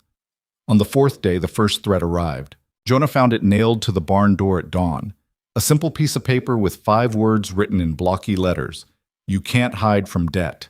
He brought it inside, laid it on the kitchen table while they ate breakfast. Creed starting his campaign. "What debt?" Eli asked, frowning. "The contract's void. Not legal debt. The kind that doesn't show up in courtrooms." Jonah studied the note. "He's going to make life difficult, pressure our suppliers, turn neighbors against us, make it expensive and exhausting to keep operating." "Can he do that?" Maya asked. "He owns half the water rights in the county and has connections everywhere that matters." "Yeah, he can do that." Lila felt guilt claw at her again. "This is because of me." "This is because of him," Jonah corrected firmly. "Stop taking responsibility for what he chooses to do." But the note was just the beginning. Over the next week, problems started piling up. The feed supplier suddenly couldn't deliver, claimed they were overbooked, but everyone knew Creed had leaned on them. The water access road that cut through Creed's property got blocked by a conveniently placed broken wagon that took days to clear. Small things, individually explainable, but together forming a pattern of harassment. Jonah handled each problem with grim efficiency, finding alternate suppliers, negotiating new routes, never once complaining. But Lila saw the strain building in the lines around his eyes, the way his shoulders stayed tight even when he tried to relax. 2 weeks after the trial, Judge Morrison sent word asking them to come to town. They rode in together, that careful distance between them that had become familiar. Married, but not intimate. Partners, but not lovers. Morrison met them in his office, his expression grave. "We have a problem." "What kind?" Jonah asked. "Creed's filed an appeal. Claims you coerced Lila into marriage through undue influence while she was in a vulnerable state. He's asking for the marriage to be annulled." The words hit like a physical blow. Lila felt her stomach drop. "He can't do that." "He can try, and he's got an expensive legal team making the argument." Morrison spread papers across his desk. "They're claiming Jonah manipulated you, offered employment, created dependency, then pressured you into marriage when you had no other options." "That's not what happened," Lila said. "I know that, but proving it in court is different from living it." Morrison looked at them seriously. "They're going to ask invasive questions about your relationship, your living arrangements, whether the marriage has been consummated. They'll try to paint this as a business arrangement rather than a real marriage." Jonah's face had gone carefully blank. "When's the hearing?" 3 weeks. And Lila? Morrison looked at her sympathetically. "They're going to be brutal. They'll try to make you look like either a manipulator or a victim, depending on which story serves them better." "Let them try," Lila said, her voice steadier than she felt. "I'll tell the truth. Jonah gave me a choice when no one else did. That's not coercion. That's decency." "The truth doesn't always win," Morrison warned, "especially against lawyers who know how to twist it." They left the office in silence. Outside, the street was busy with afternoon traffic. Wagons, horses, People going about normal lives while Lila's kept fracturing into smaller pieces. We could make it real, Jonah said suddenly. Lila looked at him. What? The marriage. We could make it real. Give them nothing to argue about. You mean... Lila stopped, understanding hitting her. You're talking about consummation. I'm talking about removing their argument. If we're living as husband and wife in every sense, they can't claim it's fraudulent. That's... Lila didn't know what it was. Practical? Insane? Both? You can't be serious. I'm not saying I want to. I'm saying it's an option. Jonah looked uncomfortable, his neck reddening. But only if you're willing. I won't... I would never... I know. Lila did know. Whatever else Jonah Cross was, he wasn't the kind of man who'd force anything. But that's not... We can't just be... No, you're right. It's a terrible idea. Jonah ran a hand through his hair, clearly regretting bringing it up. Forget I said anything. But Lila couldn't forget it. The suggestion sat in her mind like a stone, impossible to ignore. He was right that it would solve the legal problem. A consummated marriage was harder to annul than an unconsummated one, but the cost of that solution felt impossibly high. That night, she lay awake in her small room, staring at the ceiling and wrestling with choices that all felt wrong. She could refuse, keep the marriage purely legal, and risk losing in court. Or she could agree, cross a line that couldn't be uncrossed, and guarantee they'd win. Some victories cost more than they were worth. Around midnight, she got up and found Jonah in his office. Paperwork spread across the desk like it had been the night before their first court date. He looked up when she appeared in the doorway, surprise flashing across his face. Can't sleep either? He asked. No. She stepped inside, closed the door. I've been thinking about what you said. Jonah went very still. Lila, let me finish. She took a breath. I think you're right. Legally, I mean. A real marriage is harder to challenge than a paper one. And if Creed's going to keep coming at us, we need every advantage. But I need you to understand what you're offering. You're a widower who loved his wife. I'm a woman who married you out of desperation. Neither of us chose this for the right reasons, and making it real won't change that. I know. And I need... Lila struggled with the words. I need to know this isn't charity. That you're not doing this because you feel sorry for me or because you're trying to save me. If we do this, it has to be because we're both choosing it. Jonah stood, walked around the desk until he was close enough that she could see the exhaustion in his eyes, the weight he'd been carrying. I'm choosing it because you deserve to win, because Creed deserves to lose, and because... He paused. Because I made a promise to treat you with respect, and sometimes respect means being willing to sacrifice comfort for principle. That's not exactly romantic. No, but it's honest. Lila studied his face, looking for doubt or hesitation, but found only steady certainty. He'd made his choice, whatever the cost. Now she had to make hers. Okay, she said quietly. Then we do this. We make it real. Jonah nodded, his expression unreadable. When? Tonight, before I lose my nerve. He reached out slowly, gave her time to pull away, and when she didn't, he touched her face, gentle, careful, like she was something breakable. We don't have to rush. Yes, we do. If we wait, I'll think too much and talk myself out of it. Lila, she kissed him. It was clumsy, too fast, their teeth clicking together, but then Jonah's hand cupped the back of her head and he slowed it down, gentled it into something that felt less like a transaction and more like actual connection. When they broke apart, both breathing hard, Lila felt her heart hammering against her ribs. Come on, Jonah said quietly, taking her hand. They went to his room, the room he'd shared with his first wife, which felt wrong, but there was nowhere else that made sense.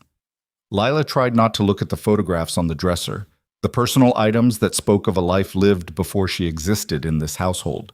What happened next was awkward and fumbling, and nothing like the stories made it sound. They were both nervous, both hyper-aware of the strangeness of the situation.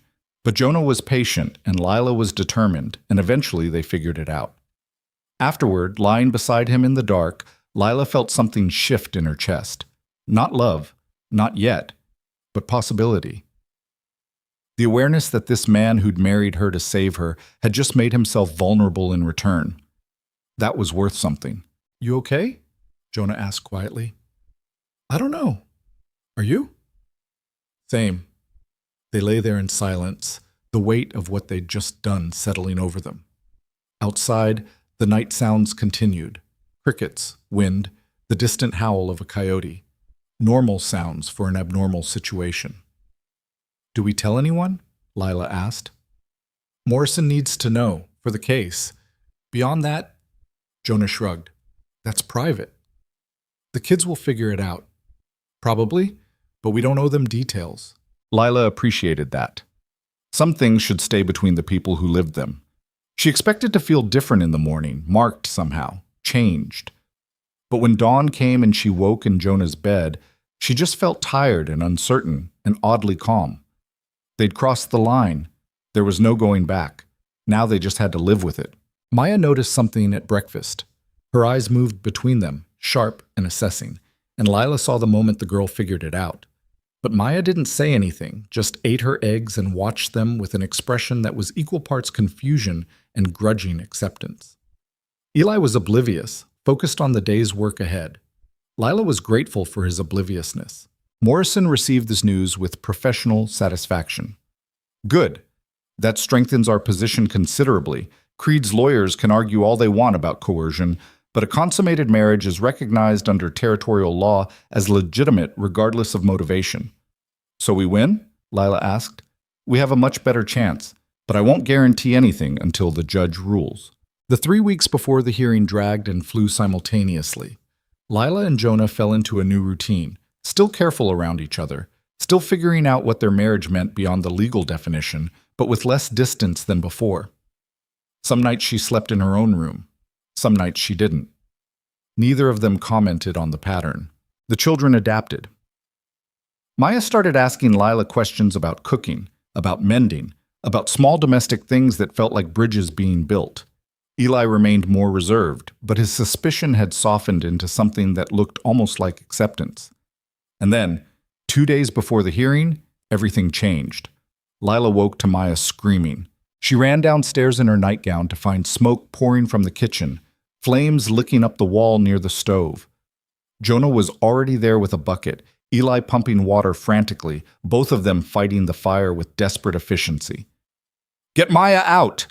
Jonah shouted when he saw Lila. But Maya was frozen in the doorway, staring at the flames with horror on her face. Lila grabbed her, physically hauled her outside into the yard, then ran back to help. It took 30 minutes to kill the fire completely. By then, half the kitchen was destroyed. Walls blackened, furniture charred, the smell of smoke so thick it hurt to breathe. They stood in the yard afterward, all 4 of them covered in soot, staring at the damage. "How did it start?" Lila asked. "Lamp oil," Jonah said grimly, pointing to broken glass near the stove. "Someone threw it through the window." "Creed," Eli said, his voice shaking with rage. "We don't know that, Issy." "Yes, we do." Eli turned on his father. "First the stable, now this? How much more before you admit what he's doing?" "I know what he's doing," Jonah said quietly. "But knowing and proving are different things." "Then let's prove it." Eli's hands were clenched into fists. "Let's catch him in the act." "How?" Maya asked, her voice small. "We can't watch everywhere at once." "No," Jonah agreed, "but we can make him think we're not watching at all." Over the next day, Jonah laid out his plan. They'd pretend to be devastated, beaten down by the attacks. Spread word through town that they were considering giving up, selling the ranch, moving somewhere safer. Make Creed think he'd won. "And then?" Lila asked. "Then we wait. And when he comes to gloat or finish the job, we're ready." It was a gamble, but they were out of better options. The hearing date arrived before they were ready. The kitchen was still half destroyed, the smell of smoke lingering in every room, but they dressed in their best clothes and rode to town anyway, determined to face whatever came. The courtroom was even more packed than the first time. News of the appeal had spread, and everyone wanted to see how this played out. Creed sat at the front again, his expression smug, confident. The proceedings started with Creed's lawyer painting a picture of manipulation and coercion. He described Jonah as a predator who'd taken advantage of Lila's vulnerability, offering employment that became dependency, that became forced marriage. It was a convincing narrative, told with enough truth woven through the lies that it sounded plausible. Then Patterson called Lila to the stand. This time the questioning was worse. Creed's lawyer asked about her relationship with Jonah, about their living arrangements, about whether she'd been pressured or threatened. He asked pointed questions about consummation, about whether the marriage was real in every sense. Lila answered each question honestly, her voice steady. Yes, she'd married Jonah to escape the contract. Yes, it had been practical more than romantic. And yes, the marriage had been consummated, making it legitimate under any definition that mattered. But you don't love him, the lawyer pressed. I didn't, Lila corrected. When we married, I barely knew him. But people can change, situations can evolve, and respect can grow into something more given time. So you're saying you love him now? Lila looked at Jonah, saw him watching her with that steady, patient expression she'd come to recognize. Did she love him? She didn't know. But she knew she trusted him, knew she'd chosen to stay when she could have run, knew that what they'd built in the past month mattered more than whatever label she put on it. I'm saying I chose him, Lila said. Every day since we married, I've chosen to stay. That's more meaningful than whatever I felt at the beginning. The lawyer tried to twist her words, but Lila wouldn't be moved. She'd learned her lesson in the first trial. Honesty was harder to attack than perfect stories. When Jonah testified, he was equally direct. Yes, he'd married Lila partially to help her, but he'd also married her because he respected her strength, her refusal to be anyone's property, her determination to survive on her own terms. That respect had grown into something deeper, something he couldn't fully name, but recognized as real. The final arguments were made. Then Morrison called another recess. This time, the wait felt longer. Lila paced the hallway while Jonah sat still, his hands clasped between his knees.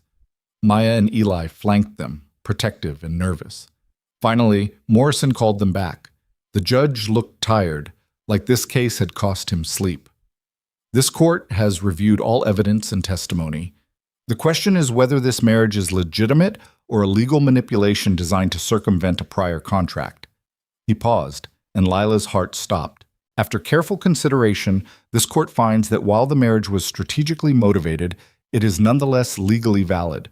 Mrs. Cross entered the union freely, has lived as Jonah Cross's wife in every sense, and has testified credibly to her ongoing choice to remain married. Strategic motivation does not equal fraud. Lila felt her knees go weak.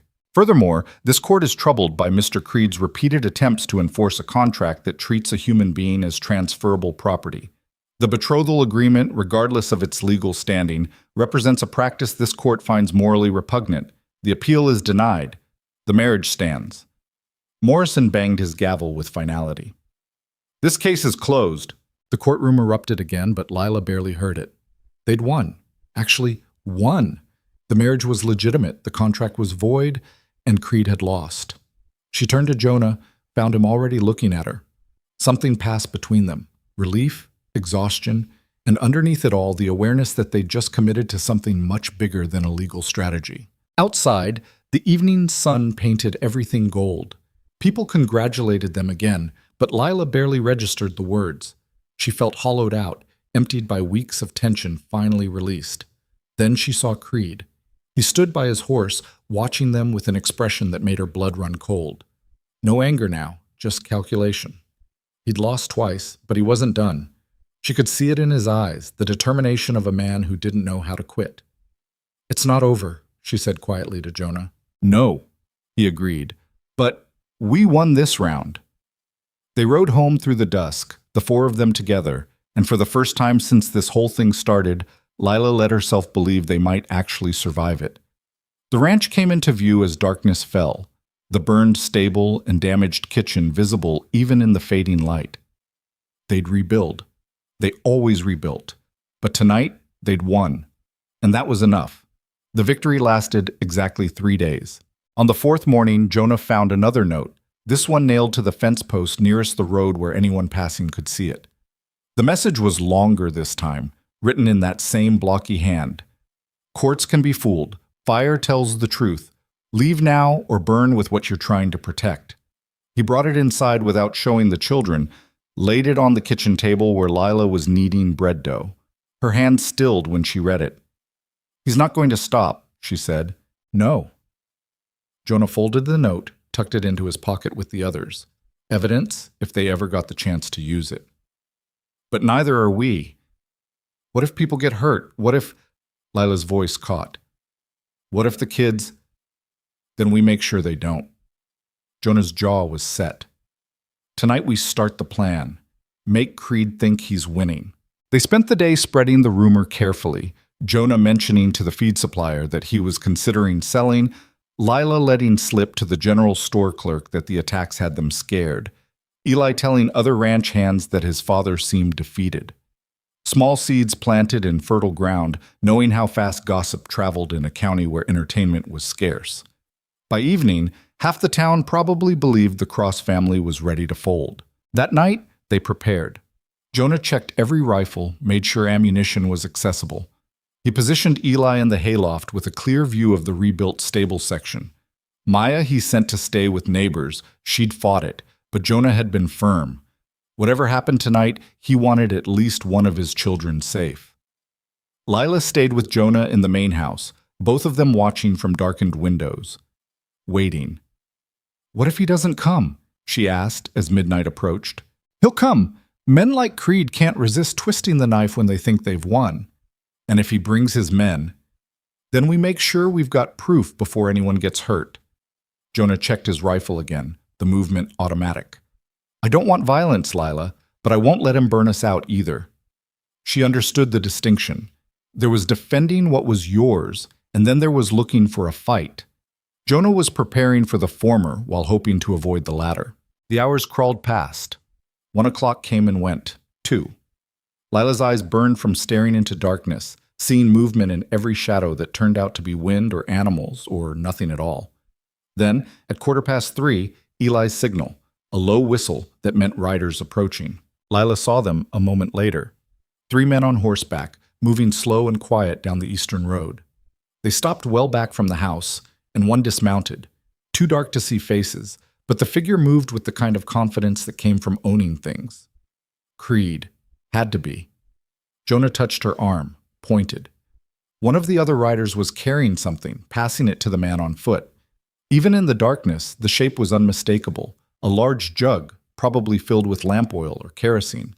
"He's really going to do it," Lila breathed. "Burn us out while we sleep." "Not while we sleep." Jonah stood, his movement careful and quiet. "We were never sleeping." He slipped out the back door, circling wide to get behind them. Lila stayed at the window, her heart hammering so hard she thought it might crack her ribs. She watched the figure with the jug, Creed, she was almost certain, move toward the house. He was maybe 20 yards away when Jonah's voice cut through the darkness. "That's far enough, Silas." The figure froze. The mounted men reached for weapons, but then more voices called out. Neighbors Jonah had warned might be needed, positioned in the darkness with rifles ready. Not an army, but enough to make violence a bad bet. "Light the lamps," Jonah called. Lila did, and suddenly the yard was illuminated.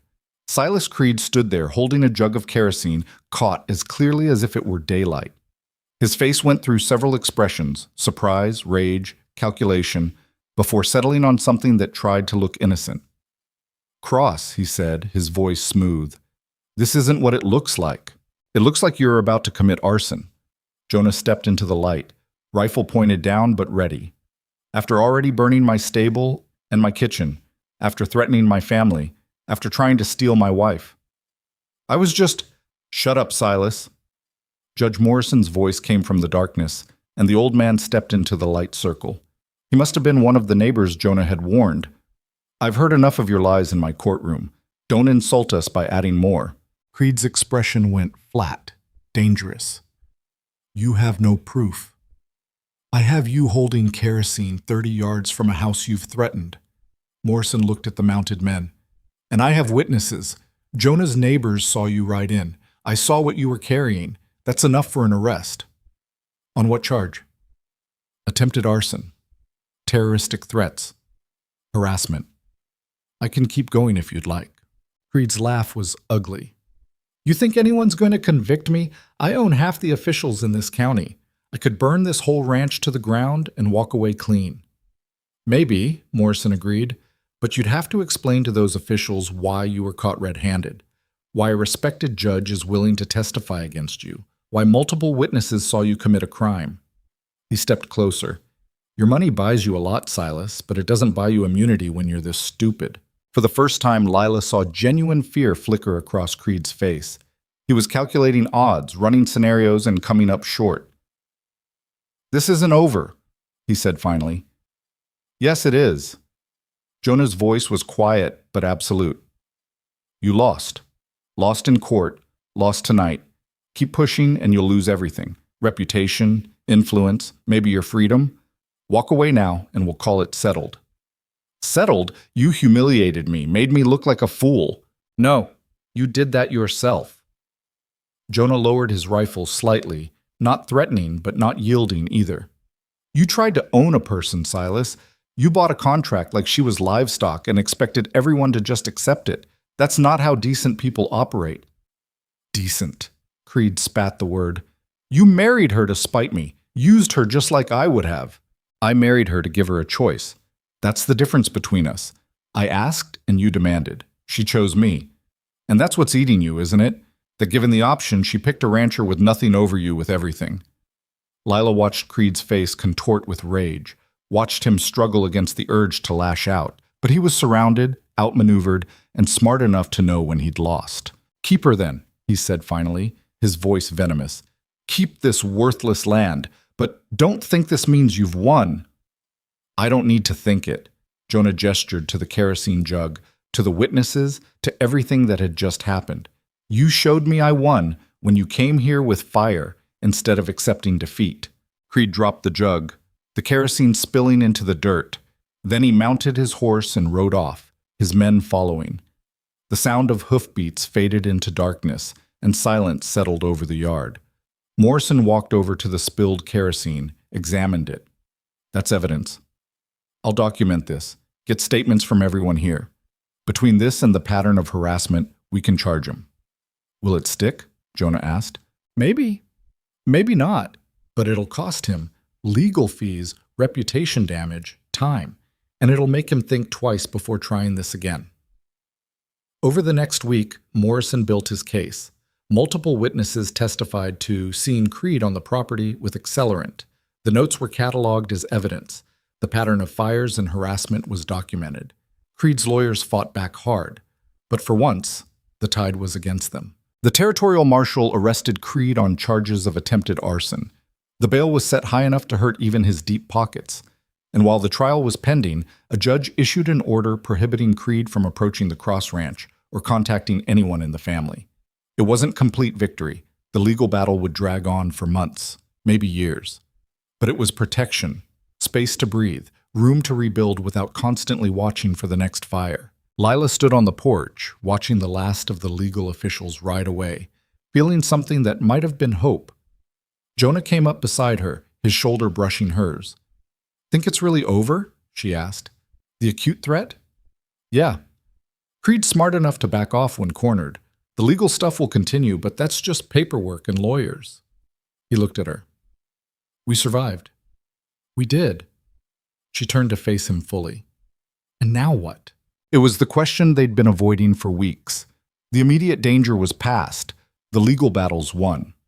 Now they had to figure out what their marriage actually was beyond a defensive strategy. Jonah took a breath.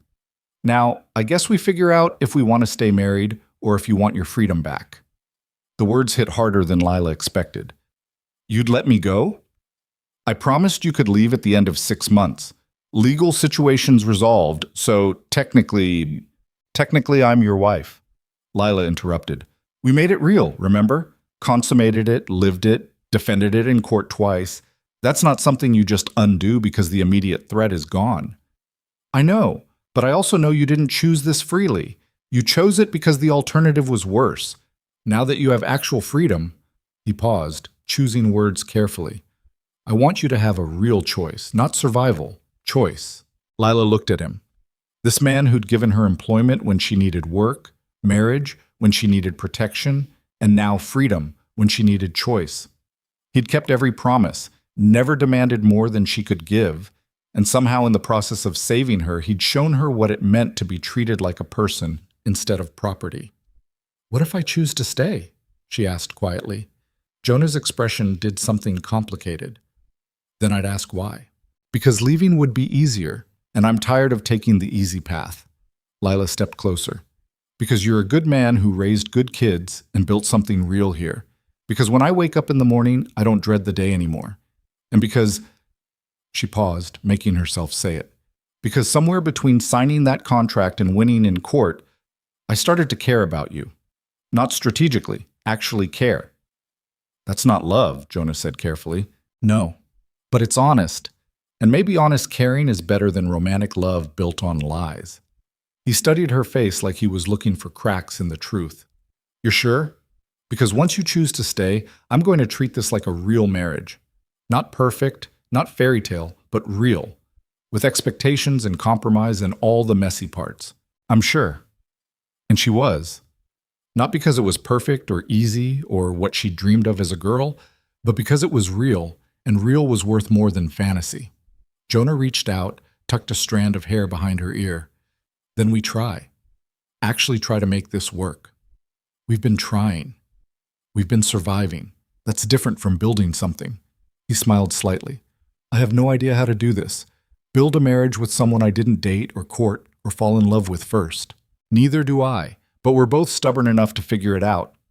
They stood there on the porch as the sun climbed higher and something settled between them.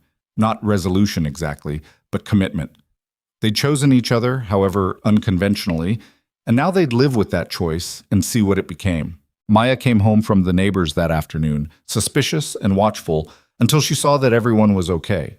Then she allowed herself to be 13 again, complaining about missing school and demanding details about what had happened. At dinner that night, the four of them sat around the rebuilt kitchen table, passing food and telling the story. Eli kept interrupting with corrections. Maya asked questions. Jonah answered patiently. And Lila sat there feeling like maybe, finally, she belonged. After the kids went to bed, Lila helped Jonah with the evening chores. They worked in comfortable silence, the kind that came from familiarity rather than awkwardness. When they finished, Jonah walked her to the house, and at the door he paused. "Your room or mine?" he asked. It was a question with layers. Her room meant distance, safety, keeping some separation. His room meant commitment to what they'd decided, to building something real. "Yours," Lila said, "if that's okay." More than okay. That night they didn't just fall into bed out of legal necessity.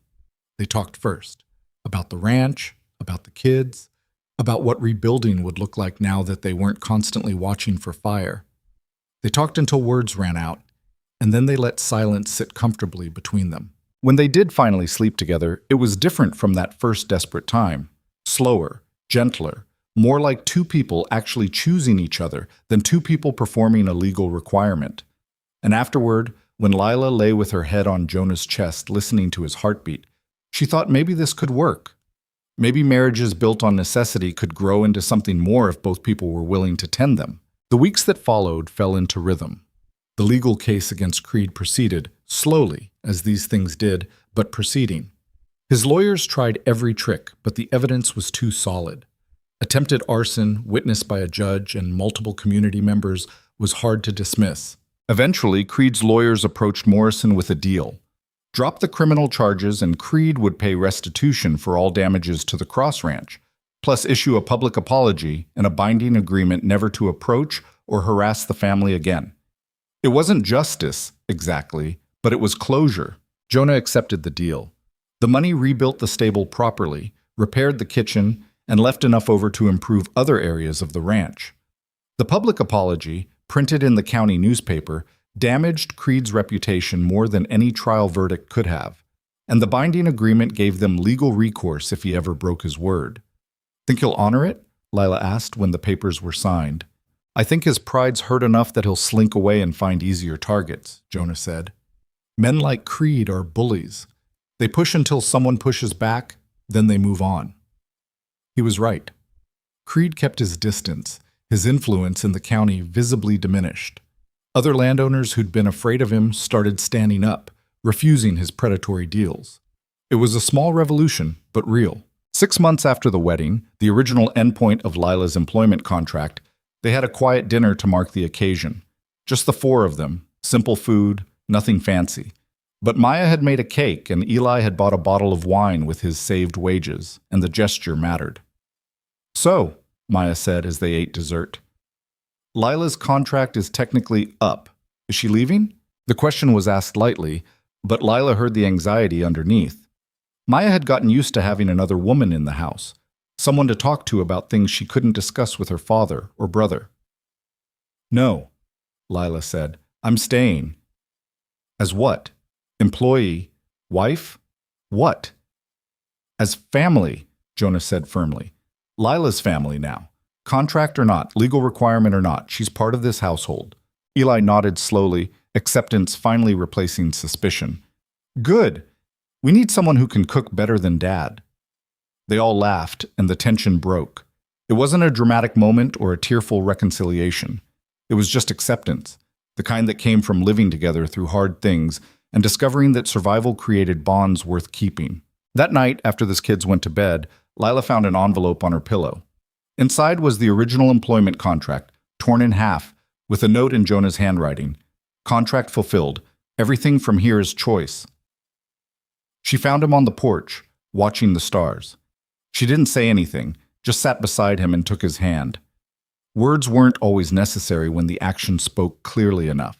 A year passed, then 2. The ranch prospered. The children grew, Maya into a sharp-tongued teenager, Eli into a young man ready to take on more responsibility. Lila settled into the rhythms of ranch life, discovering she was good at managing the household accounts, at negotiating with suppliers, at the 100 small tasks that kept a working ranch functioning. Her relationship with Jonah deepened in quiet ways. They never had the passionate romance of storybooks, but they built something steadier, partnership based on respect, affection based on shared experience, intimacy based on choosing each other repeatedly over time. It wasn't what either of them had imagined marriage would be, but it worked. Sometimes Lila thought about the girl she'd been on that sagging porch at her father's farm, desperate and trapped, and convinced her only value was what men decided it was. That girl felt like a stranger now. She'd learned her value wasn't determined by contracts or courtrooms or what men thought she was worth. Her value was inherent, unchangeable, hers to claim. Walter Monroe sent letters occasionally from New Mexico. He'd stopped drinking, found work on a ranch, and seemed to be doing better. Lila wrote back sometimes, brief updates, nothing personal. Forgiveness was still complicated, but she'd stopped carrying his failures as her own weight. That was progress. 3 years after the wedding, Jonah took Lila to the place where it had all started, the Monroe farm, now owned by someone else who'd fixed it up and made it productive again. They stood at the fence line, looking at what had been and what was now. "You ever regret it?" Jonah asked. "Marrying me?" Lila considered the question seriously. Her life now was nothing like what she'd imagined as a girl. It was harder in some ways. Ranch work was brutal. Raising stepchildren was complicated. Building a marriage from scratch was exhausting. But it was also entirely hers. Every choice, every moment, every direction they went was something she'd participated in deciding. "No," she said, "I don't regret it. Do you? Not even once." Jonah looked at her, and in his eyes she saw something that might finally be called love. Not the breathless, romantic kind, but the deep, steady kind that came from years of showing up for each other. "You changed my life. Reminded me that playing it safe isn't the same as living it well. You saved mine." "No, you saved your own. I just offered you tools." It was a kind interpretation, generous in the way Jonah had always been generous with her, but there was truth in it too. She'd been the one to sign that employment contract, to accept his marriage proposal, to stay when she could have left. Her salvation had been her own choice, built on opportunities others provided, but claimed by her own determination. They drove back to the ranch in comfortable silence, and when they arrived, Maya and Eli were arguing about something on the porch. Normal sibling conflict that would resolve itself without parental intervention. The stable stood solid and complete. The kitchen was warm and functional. The land stretched out in all directions, familiar and good. This was home. Not because it was perfect or easy, but because it was theirs. That night, lying in bed beside Jonah, Lila thought about freedom. Real freedom wasn't the absence of obligation. It was the presence of choice. It was waking up every morning and deciding to stay, to build, to invest in something bigger than survival. She'd started this journey as property being traded between men. She'd ended it as a woman who owned herself completely and chose to share that self with someone worthy of the gift. "Jonah?" she said into the darkness. If we could go back to that first day, you riding up to my father's farm to collect a debt, would you make the same choices?" He was quiet for a moment, thinking. "Probably not. Looking back, I'd probably do a dozen things differently. Be smarter about the legal stuff, move faster on some things, slower on others." He rolled over to face her. "But the important choice, offering you employment, then marriage, then actually building something real? Yeah, I'd make that choice every single time, even knowing how hard it would be. Especially knowing how hard it would be. Easy things don't usually end up mattering much. Hard things, those become the foundation you build everything else on." Lila kissed him then, slow and deep, and felt gratitude mix with affection, mix with something that finally felt enough like love to claim the name. They'd taken the worst kind of beginning and transformed it into something worth keeping. That was victory enough. Years later, standing on the same porch where Silas Creed had been caught with kerosene, where they'd defended their right to choose each other, where they'd built a life from wreckage and determination, Jonah would ask Lila one final time if she'd choose him again. Her answer never changed, every single time. Because freedom wasn't something granted or given. It was something claimed, defended, and ultimately chosen. And she'd chosen this, the messy, imperfect, deeply human marriage to a man who'd understood that asking was more powerful than demanding. The land that had once represented debt and fear and ownership now represented something else entirely. Possibility built on choice, safety built on respect, and love built on the simple revolutionary act of treating people like people instead of property. That was the lesson written into every fence post and stable beam, into every meal shared and argument settled and quiet moment of understanding. That was the truth they'd discovered together. Freedom wasn't the absence of connection. It was the presence of choice within that connection. And choice, claimed deliberately and protected fiercely, was the only kind of freedom worth having. The sun set on the Cross Ranch, painting the Texas hills gold and red, and inside the house, a family that had been built rather than born gathered for dinner. Not perfect, not easy, but real and chosen and worth every difficult moment it had taken to create. That was enough. More than enough. It was everything.